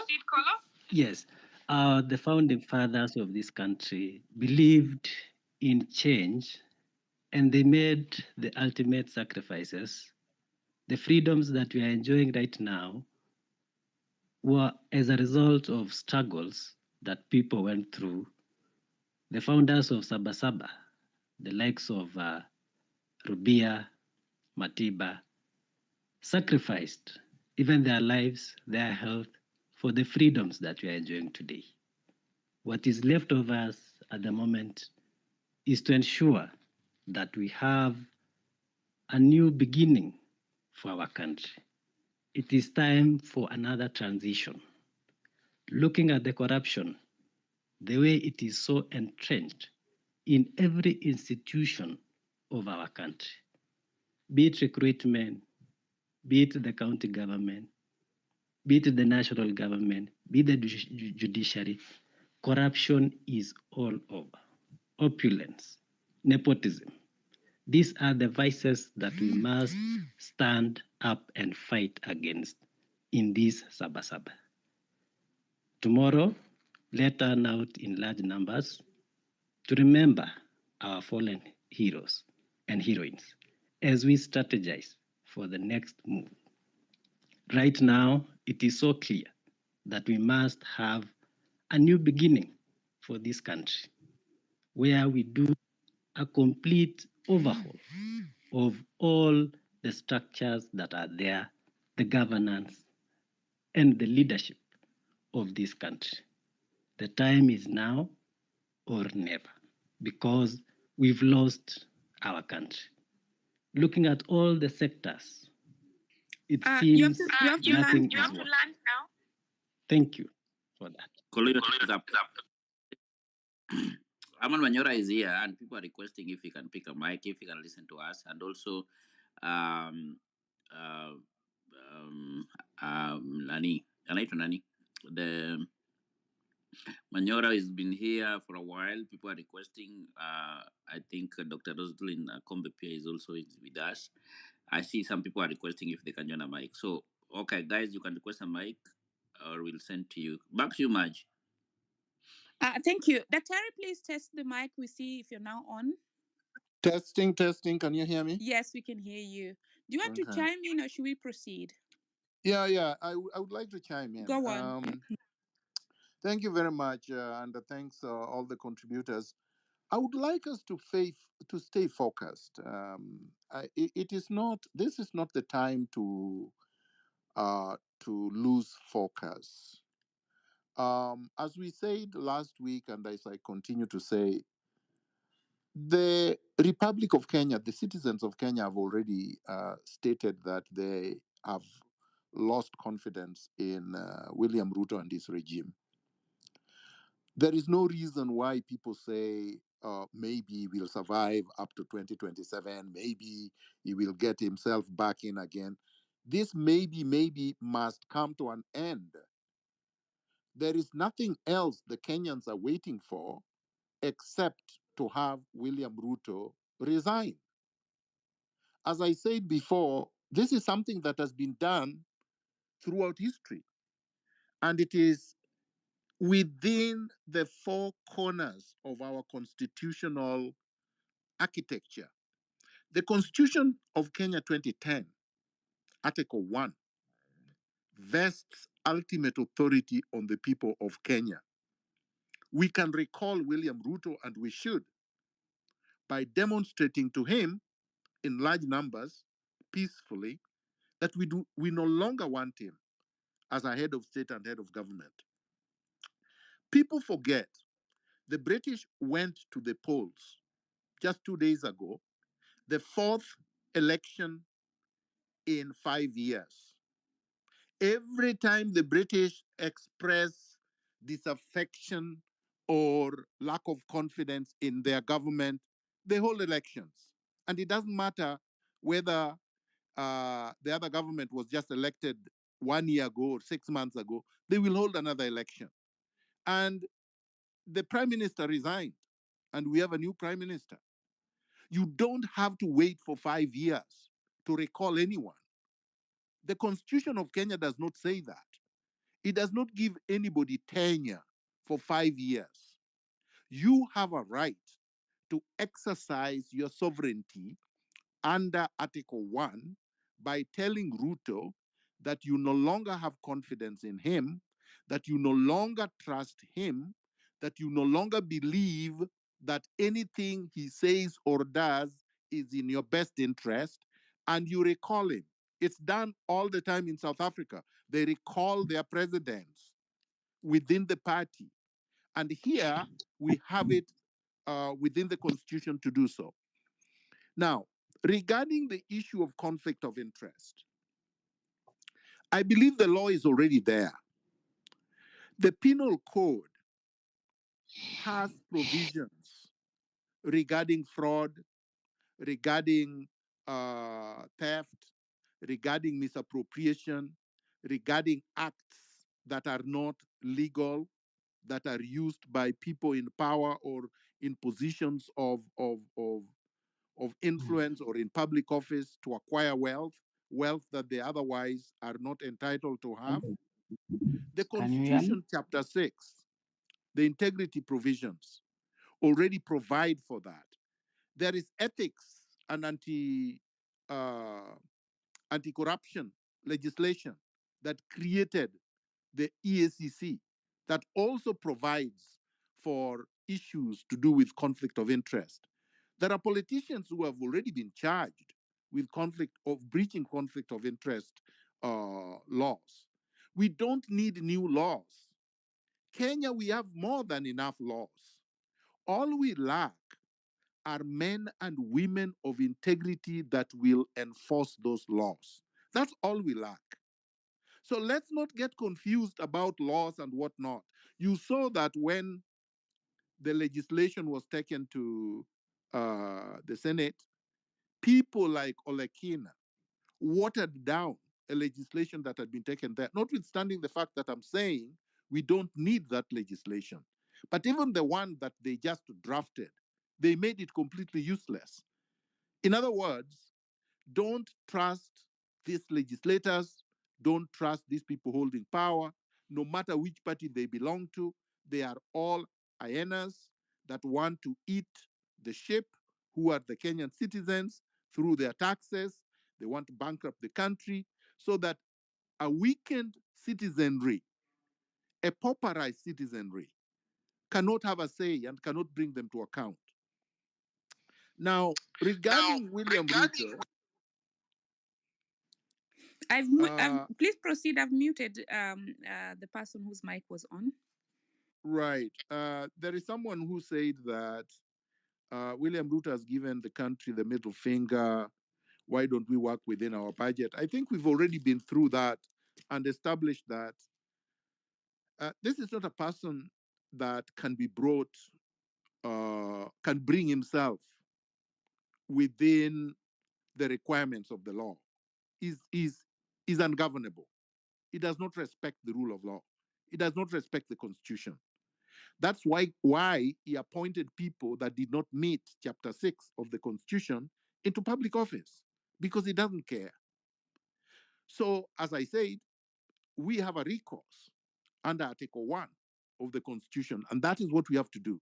We have to do it publicly, we have to do it peacefully, we have to do it in large numbers, we have to continue to demand that. We should not be waiting for 2027. If we do, William Ruto is going to reconstitute an IBC that looks exactly like the fake task force that he did yesterday to serve his personal interest. And then the IBC that he has reconstituted will be a rubber stamp to coronate him in 2027. We cannot actually betray the people who have died and allow him to do that. Now, Tabitha said, spoke about employment abroad and whatnot, and stated something that I agree with. The role of a government is to create jobs and environment for creating more jobs and opportunities and investments and business within Kenya, so that all Kenyans can work in Kenya and develop Kenya in Kenya. So this nonsense about exporting workers to wherever is just that, nonsense. A country cannot spend millions of shillings educating each person, training them, only to take them out to go and work. So that's basically not just a brain drain. It's also a sabotage of your economy. Because how are you going to recoup the money that you have used to educate and train these people, only to ship them outside to go earn menial jobs and develop other people's economies? Now, the issue of Kingsman said about the Auditor General's report, whether we can tell the IMF and the World Bank that the debt that is outstanding is odious debt and that we are not going to pay. Exactly. This is precisely what we should do.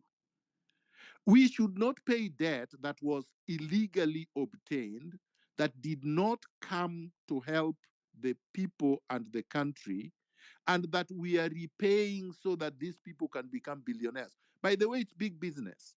Senior executives within the IMF and World Bank and managers are in bed with our thieves, and they are just stealing. Nobody should tell you that IMF executives are not conspiring and are not looting Kenya and other countries so that they can come to, quote unquote, our rescue when we are already bankrupt. Most of the debt, and I agree with Jimmy Wanjigi on this, most of the so-called debt were paid off many years ago. This so-called debt that we are paying now is not a debt. It's not a legitimate legal debt.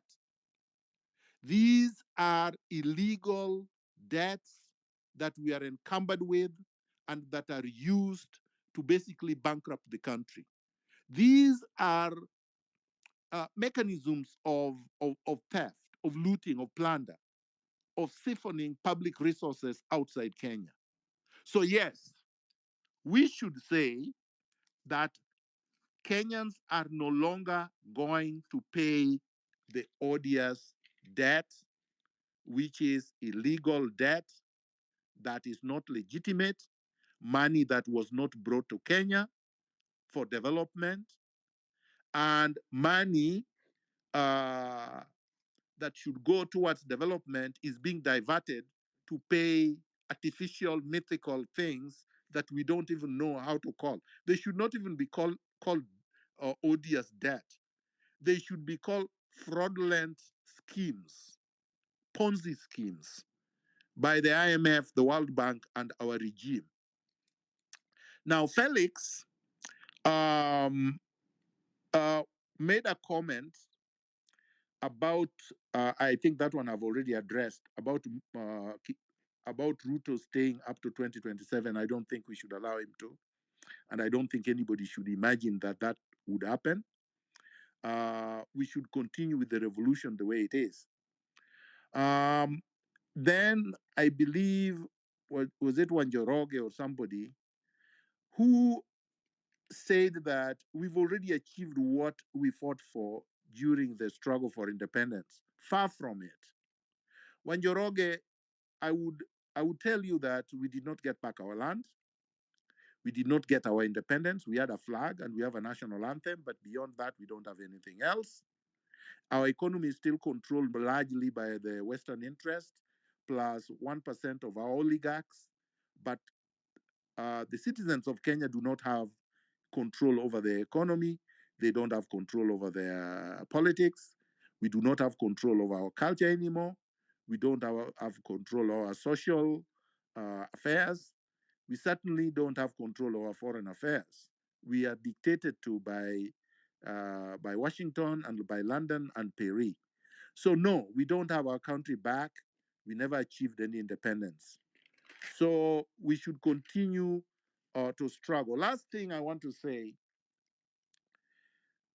it is good that at least the leadership of the police have made announcements that they are not going to interfere with tomorrow's memorial concert, and that the gathering at Uhuru Park is not going to be interfered with. They are not going to load tear gas and they are not going to shoot anyone.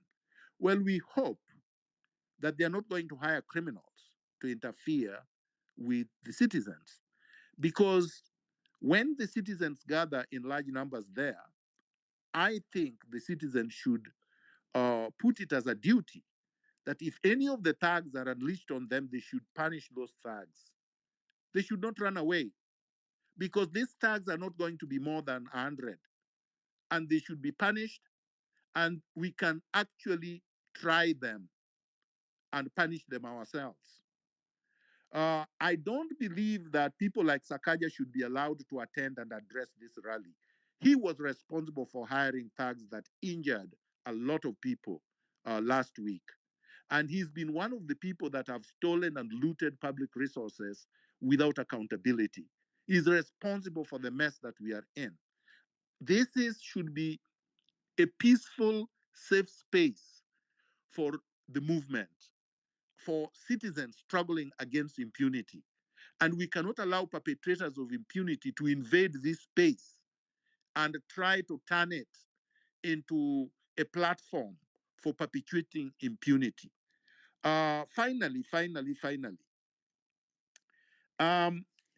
I think there is a propaganda, probably brought in by the NIS, that is trying to create a sophisticated division.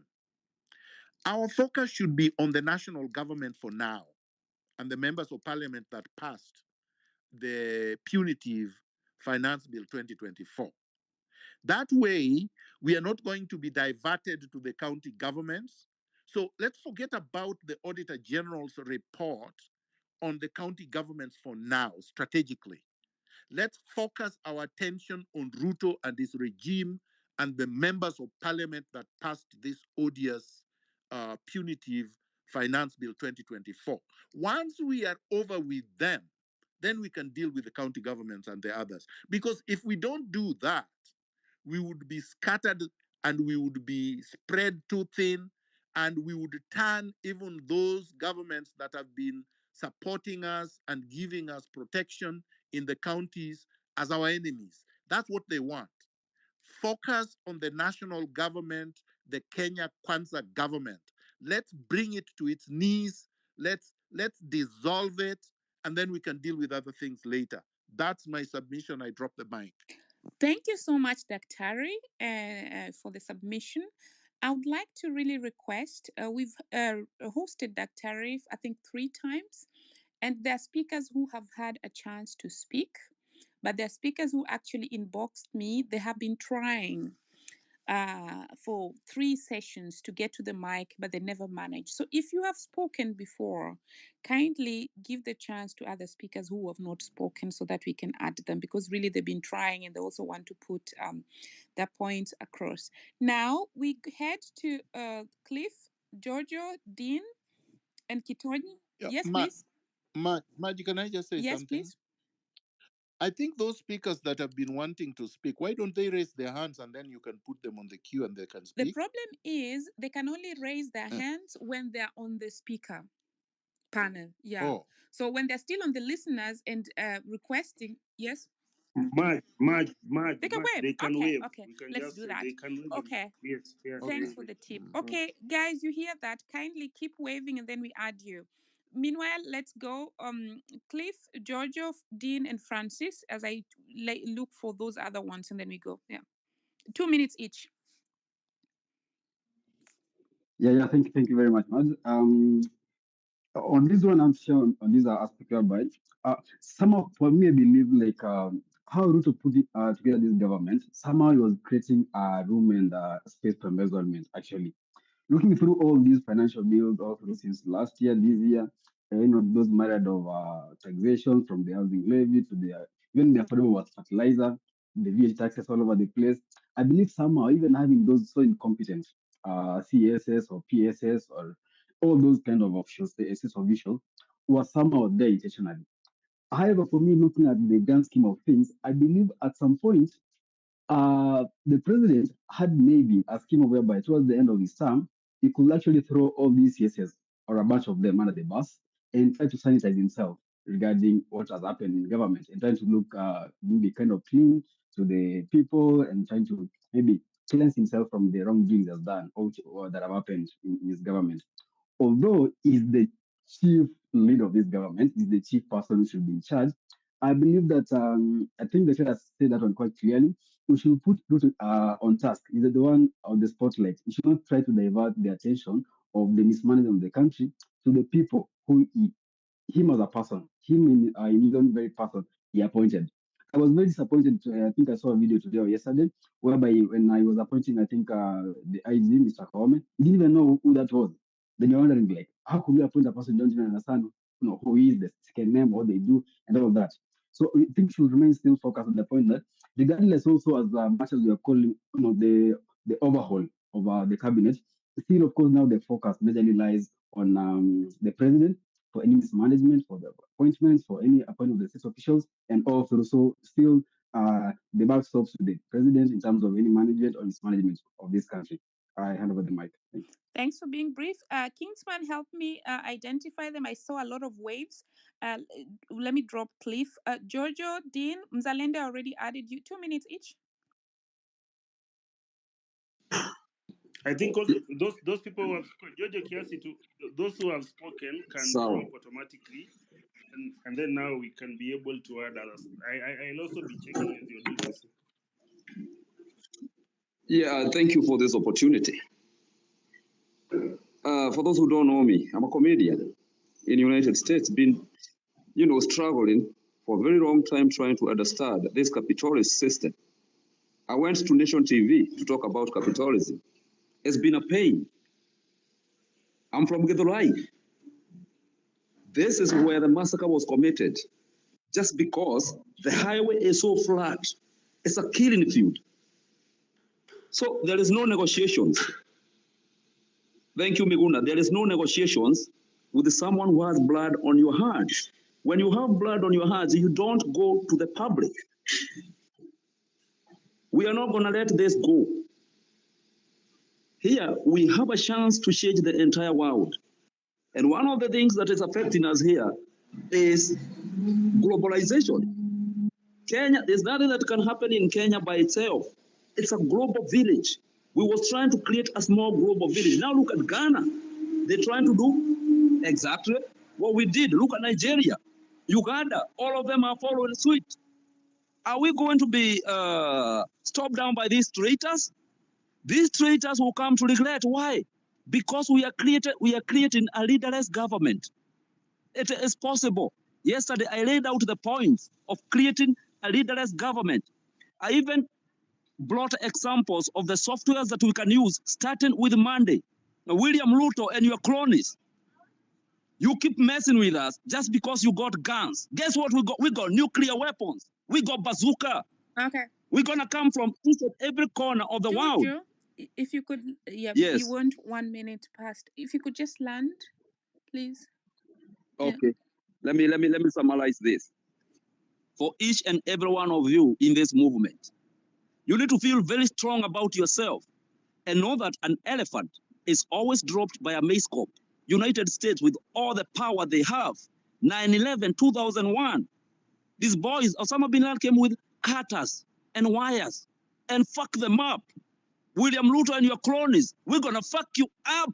And we ain't stopping. Love you, my people. Keep it strong. Saba Saba, here we come. We ain't stopping. Nothing is gonna stop us. We are not scared of death because you know when a man puts their life on the table, anything can happen. Love you all. Let's keep going. Thank you so much, Giorgio. Dean and Zalendo in that order.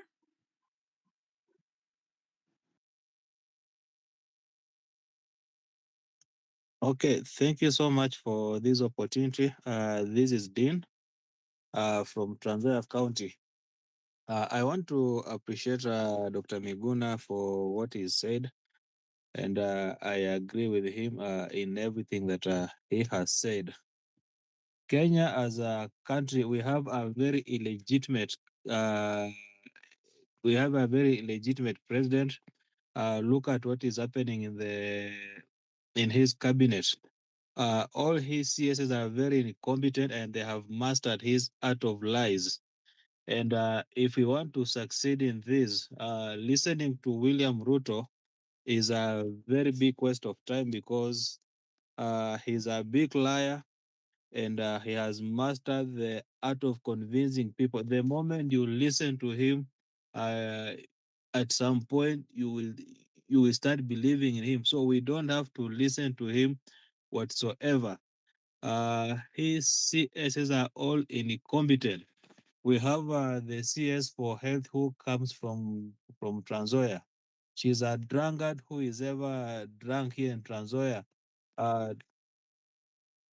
When they say that charity begins at home, we even thought that because she comes from home, she is going to partner and help the governor to even improve the health sector in Transoya. But it is pathetic. She is in turn, she has now joined Wetangula in even fighting the governor. So we need people who are going to stand up and make sure that we take the government, we take Kenya to the next level. The fact that we are being told day and night, I don't think that just the way Dr. Miguna said, we don't have any deaths. So yeah, I support what the GNCs are doing. Please land. Sawa Dean, you've had because of time. It's okay. Thank you. Tulikuwa tunajua ni mlevi, umeconfirm. Tunanaribia Wachaneni, walevi jina nyinyi kabisa. mtakuja hapa She's a na very bad evidence ya man. chupa. Walevi mwachane, mtuletee kwanza chupa hapa tuone. Let's not go to personal attacks. That is going to water down. Hey. Maj, I think Lexia has been Yes. shouting so much in the Let's spaces. let's give her. Lexia, But can you go, please? let's not go into personal attacks here. That waters down the discussion. Yes, Lexia, go. Okay, thank you. Can you hear me? Yes, Yeah, we Lexia, can we hear can you, hear you buddy. loud and Go clear. ahead. All right, thank you. What I want to talk, about is, the topic of today, which is what next. And I've really been looking for this mic. And what I believe that we need to do is that, the people are saying that we, retreat. We should not do that. The idea I have is that we, the likes of Boniface, the likes of Shadi, who started with those flyers, is that, we print those flyers with Occupy embassies. The reason why I'm saying we occupy embassies is because this is the first thing that we should have done from the word go. If we had done this from the word go, and I'm sure Dr. Miguna is going to comment on this, we by now, the tyrant should be home. I'm giving an example of, the UN Avenue, which hosts the US Embassy, which hosts, UNEP. If we occupy, the both ends, which is, Limuru Road, and also on the other side, the Northern Bypass, then definitely everything will come to a standstill. Nothing will take place at the US Embassy. Nothing will take place at UNEP. And this will call, the reason why I'm saying the US Embassy is because these are, the tyrant is the puppet. And you see, our policemen are now guarding, the embassy of, US in Haiti, which is really a sad situation. But if we occupy, the entrance of UN Avenue, the junction between the Rimuru Road and UN Avenue, it means that nothing is going to take place at the Australian embassy, which is there, at the Canada embassy, which is there, Kindly land. the US embassy, the UNEP, the Israel embassy. 2 minutes each. Kindly land. Yeah, please. Yeah.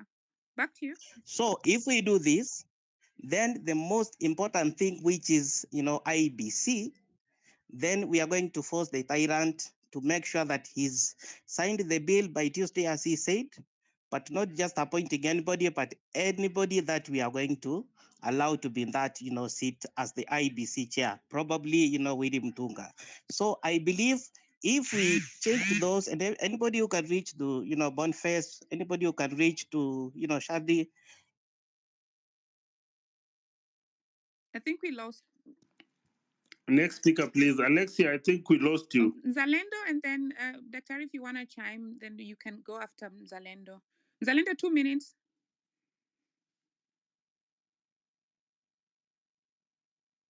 Okay, Zalendo is not speaking. Zalendo. Yeah. Yeah, we can't hear him. So, I think Alberta. Hi everyone. Hi, how are you doing? Fine, thank you. Now, I just want to be very brief because I noticed that as Kenyans, we have a psychological problem. I think that we should all be in the consensus that this government, our employees, and we are not subordinates to them. We did not swear any oath of personhood to Mr. Ruto. We didn't swear anything to him. He is the one who swore an oath to the Kenyan people to do what is mandated in our constitution. And from what we've witnessed from his regime, it's obvious that his entire government is absolutely incompetent. I want to just provide encouragement to the compatriots, including the longtime veterans from Saba, to let them know that we understand now more than ever what you've been trying to tell us for years, that we do not owe public officials loyalty, obedience. We are not their spouses. They are not our children. We are not their subordinates. We are nothing to them. They should do their work and they should not expect any thanks from us. Thank you. Oh, great, Alberta. That was very nice staying within the time. Guys, next speakers, just do that. And Dr. do let us know how many minutes you have left so that we can plan around that.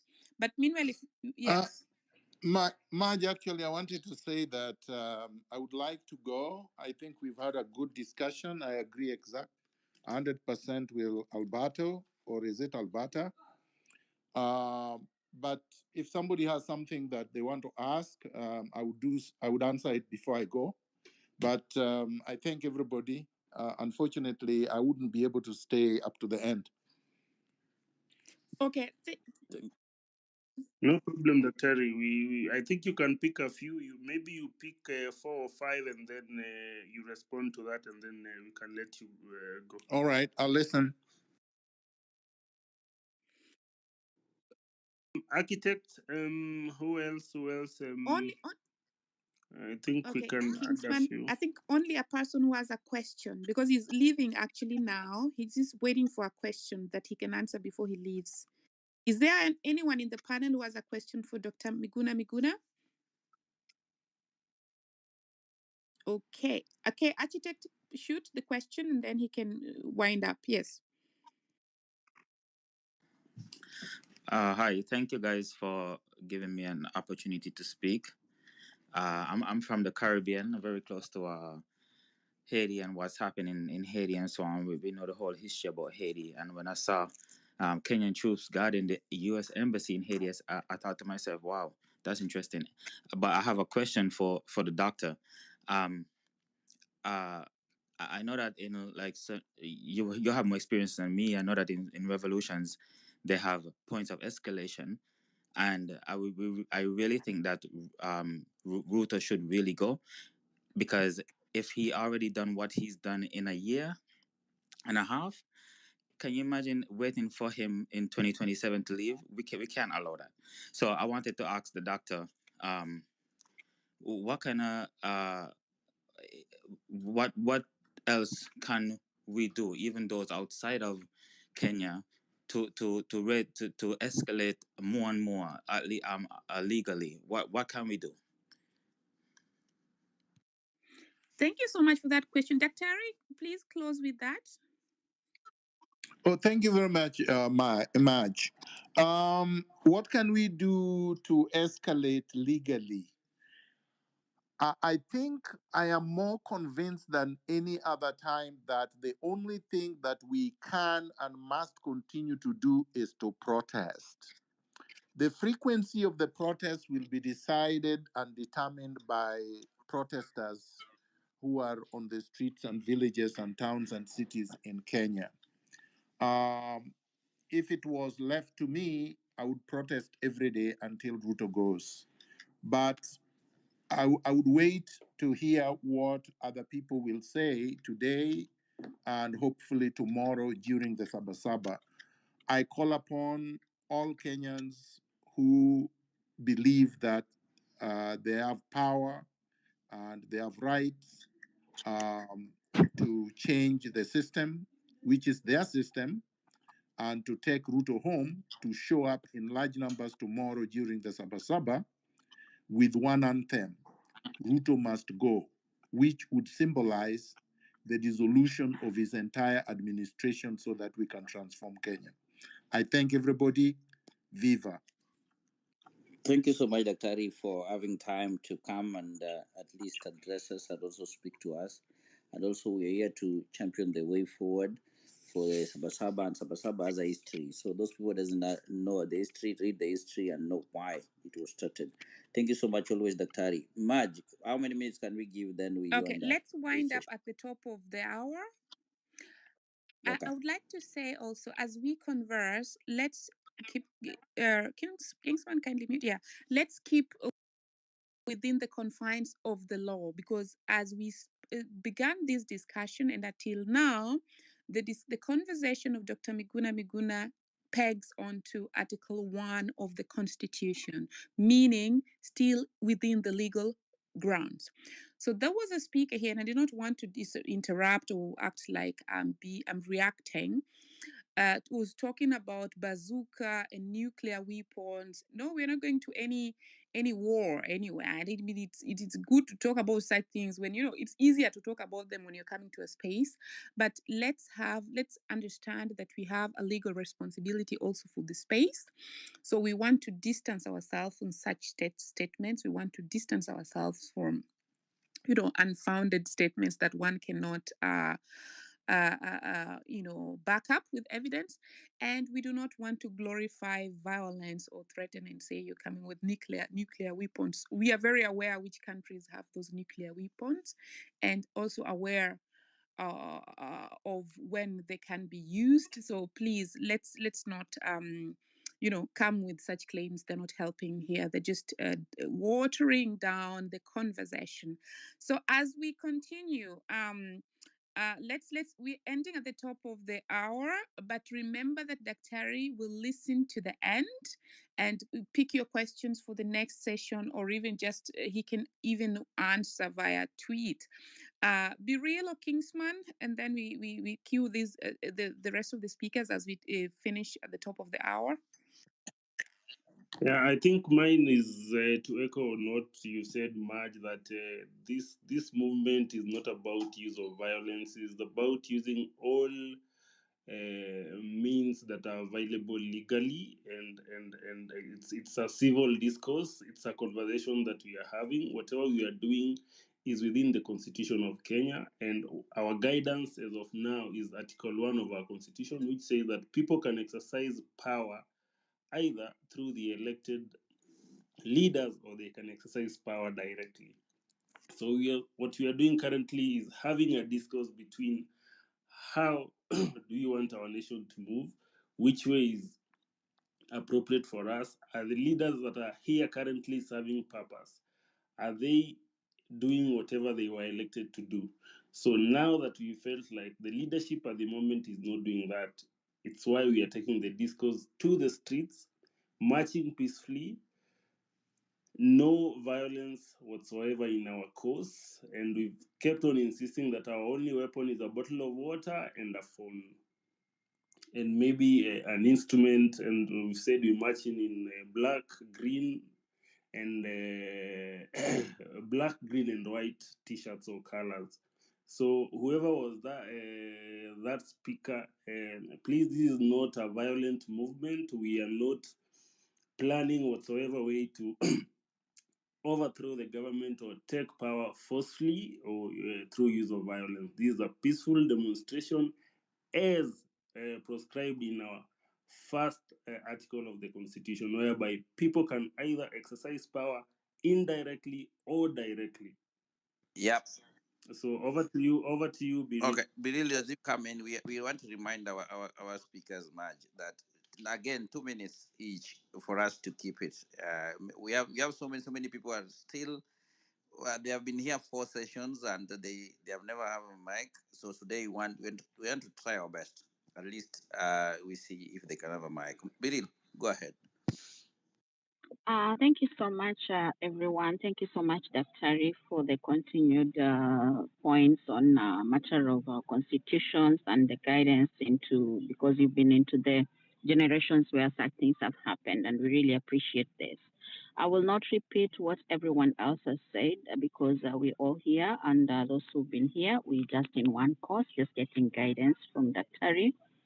and to keep on with the course because it's a journey that has begun. And as I mentioned in the last space, when you're going on a journey, some people will drop on certain stages.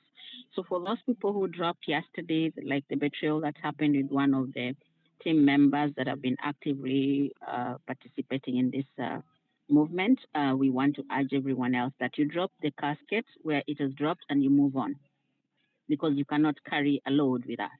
So I want to appreciate everyone. And as you're going tomorrow for the Saba Saba, everyone, you know, our core value is peace, peace, peace, peace, and we are peaceful.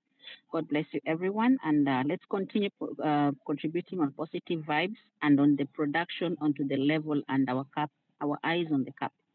So back to you, Hilary. God bless you.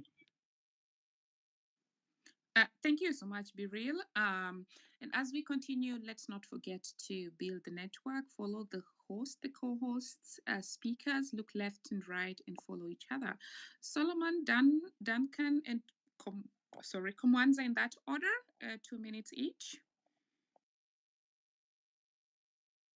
Thank you so much. And I really want to thank the Solomon, organizers of this. Can anybody else hear Solomon? I can Can hear you him. hear me? Okay. Can you So hear me? it means I might need to log out and come Yes, back. just a minute. Yeah, okay. Then Biril, continue with him as I log out and try to come back again. Okay, Solomon, Okay. carry on. Go but on, how come I Solomon. can Thank hear the you. other one? Who's speaking? Solomon speaking. Okay. Can you get me? Biril, then continue. Yes, carry on, please. Okay. Okay, thank you so much, the organizers of this meeting, for this kind of meeting, because I've actually found it quite different from the others. But just quick to what I wanted to say is that how can we actually, because the reason why we are on the street is actually try to change things that are actually affecting our well-being as a country. We actually not trying to overthrow the government, but we are actually trying to keep it on it on its toes. So how can we do it without overthrowing William Ruto, but trying to make him give the correct governance that we want in this country? And the next one, kindly, how can we actually use the platform, which is the digital platform, like for example, those are on the Twitter, because going on the street is actually killing us. So how can we mix them and help us win the war? Thank you. Thank you very much, Solomon. Kings, let me take this just for a minute. You've been here, sorry. Solomon, thank you for that. I think that was addressed onto the last topic. So we'll do a recap maybe on the comment section because we have so many ways of doing so, as Dr. mentioned. One is deplatforming them, and two is unfollowing them, like not giving them that audience that they're always looking for. And then on the part of demonstration, we're not going to tire. We're still going to go on as peaceful. But when we see the goons, we shy off and we let them have it. That's what we discussed last time. So I will take, it was Komanza, you were given a cue. So it was Duncan and then Komanza, you can take the mic as the other people that are hosting come back online. Komanza or Duncan, take it. All right. Thank you so much, the co-host and the host, and the rest of the audience. Well, I would want to answer the previous speaker first before I make my submissions. He asked, how can we hold the president accountable without overthrowing the government? And I realized that he's asking this question because such an action, especially of overthrowing the government, has the potential to throw us into anarchy. One, I think our constitution is one document that we have not appreciated so far, and the potential it has to correct any problems that may exist in governance. We do have checks and balances that are inbuilt in the executive, parliament, and the judiciary. Each of these institutions is supposed to be independent and to be able to check the other. Parliament is the one that is supposed to check the executive. It's supposed to check the president and make sure that he exercises his power as the president, executive power, within the limits that are established by our constitution. The problem that we have currently is that Parliament has been co-opted. It has been compromised. Most of these MPs, as I'm told, are sometimes very susceptible to bribery. And I think that now compromises the whole thing. We no longer have faith in the institutions. In fact, if Parliament was doing its work, it wouldn't matter who Ruto is or the president is. It wouldn't matter whether we have a dictator or whoever, because the institutions will keep him in check. So I would advise us to perhaps focus on... and please land in the next 1 minute, because we're still doing 2 minutes each. Komanza, back to you. Thank you. Sure, yeah. So I would encourage us first to ensure that we... let's look at Parliament. I don't know if we're looking at the end goal should be the dissolution of Parliament, the recall of the MPs. Any of those can work, but the most viable and the one that is being pursued by the opposition right now is a recall of errant MPs. Let's exercise that clause that allows us to recall an MP who is not being representative of his people, if we cannot dissolve it entirely, so that every parliamentarian knows that when he goes to parliament, he is there to represent the will of the people, to exercise delegated power. And when they do not exercise that delegated power as the people have determined within themselves, then of course as the people we have this avenue of recalling them as a way of punishing them. So that should answer the question. And I think because my time is up, I'll yield it to the next speaker. Thank you. Sorry that I'm cutting you short, but it's only that, time is short and I try to finish at the top of the hour. I would nevertheless like to agree with you in the sense that if the legislators were acting in accordance to the expectations, we wouldn't even be in this at this point in the very first place. Where we part ways is on of course, the need to recall them is clear, but the constitution as it is now really protects them from recall. So it's can be done, but there are a lot of things that are still, there are a lot of hurdles in there that at least the legal experts share with us the last time we held a space on how to recall an MP. So this is the point whereby when we have, a next opportunity, we should try to have that checked, because currently really recalling them is not easy. You want to put that out. Now let's move to Duncan. 2 minutes, please. Thank you much. And I'm Kingsman, when slightly you want to say something, disappointed. just open your mic and chime in. Is Duncan? Yeah, Can you hear on me? the same.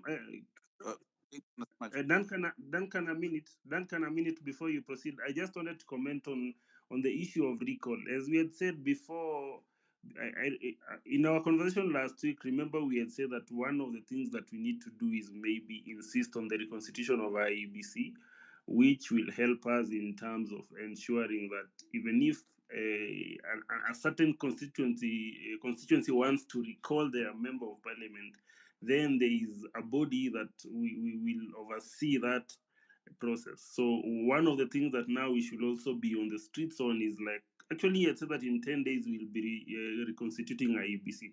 So I think he has 2 or 4 days. So much, I believe as much as they have made it impossible, we should try as much as we can to make it seem to them that is possible, so that these people know that they do not really have time to joke around us. They do not really have time to talk shit the way they do, like the way Akina Mohammed, the former KTN journalist, is speaking to the people of Nyali. So I think these are some of the discourse that we will have in future, and see as to how we can make these people, we can recall them and make the life of this regime as hard as possible. Thanks, Thank Kingsman. you. Then, sorry, Matt, I go want on, to go on. remind everybody. Yeah, Hillary, go on. I want to remind everybody that we still have more than 100 requests on the speaker. So when you go a speaker, just keep it short for us to have everybody. And we are thinking to add more time, but we have 20 minutes to go, guys. Tomorrow we have another space that is coming in for the diaspora. I know, Marge, you're going to announce that so that people can come, and also you can post the links there for many people to attend the same thing. I think the feedback from diaspora, you're roasting that. So Duncan, go ahead. Then Majid, give the mic. All right. Thank you very much. Can you hear me? Okay. So I cannot hear Duncan. Can you hear him? No, I can't hear him. Okay, Duncan, going 2, 3, 4. All right. You can drop him, then Okay. we Checks. give him or checks. Yeah, checks Go only. ahead. Yeah. Okay. Checks, you have a mic? Magic, can you hear him? I can hear you, but I cannot hear checks. And I think she's dropped. Go. I'm here. Okay, go on. Go ahead, check. Mine is quick. I just Check wanted is to ask the talking. general if we can have a specific day we can be exposing corruption. I was suggesting maybe like a harsh corruption Monday Kenya, so that even if we are recalling people, people can know why are we recalling our MP, why are we recalling this CS, why are we recalling this, why are we, do we want this person to be out of government? So I have been discussing this with several people, and I would want the general to tell us whether it could be effective, because there are so many people who cannot be able to join even the protests. Some people who are not even in Kenya, so how they contribute? Other people are afraid of coming out and whistleblowing, so maybe they can even create pseudo accounts and be exposing. So I would want to know from also other people whether it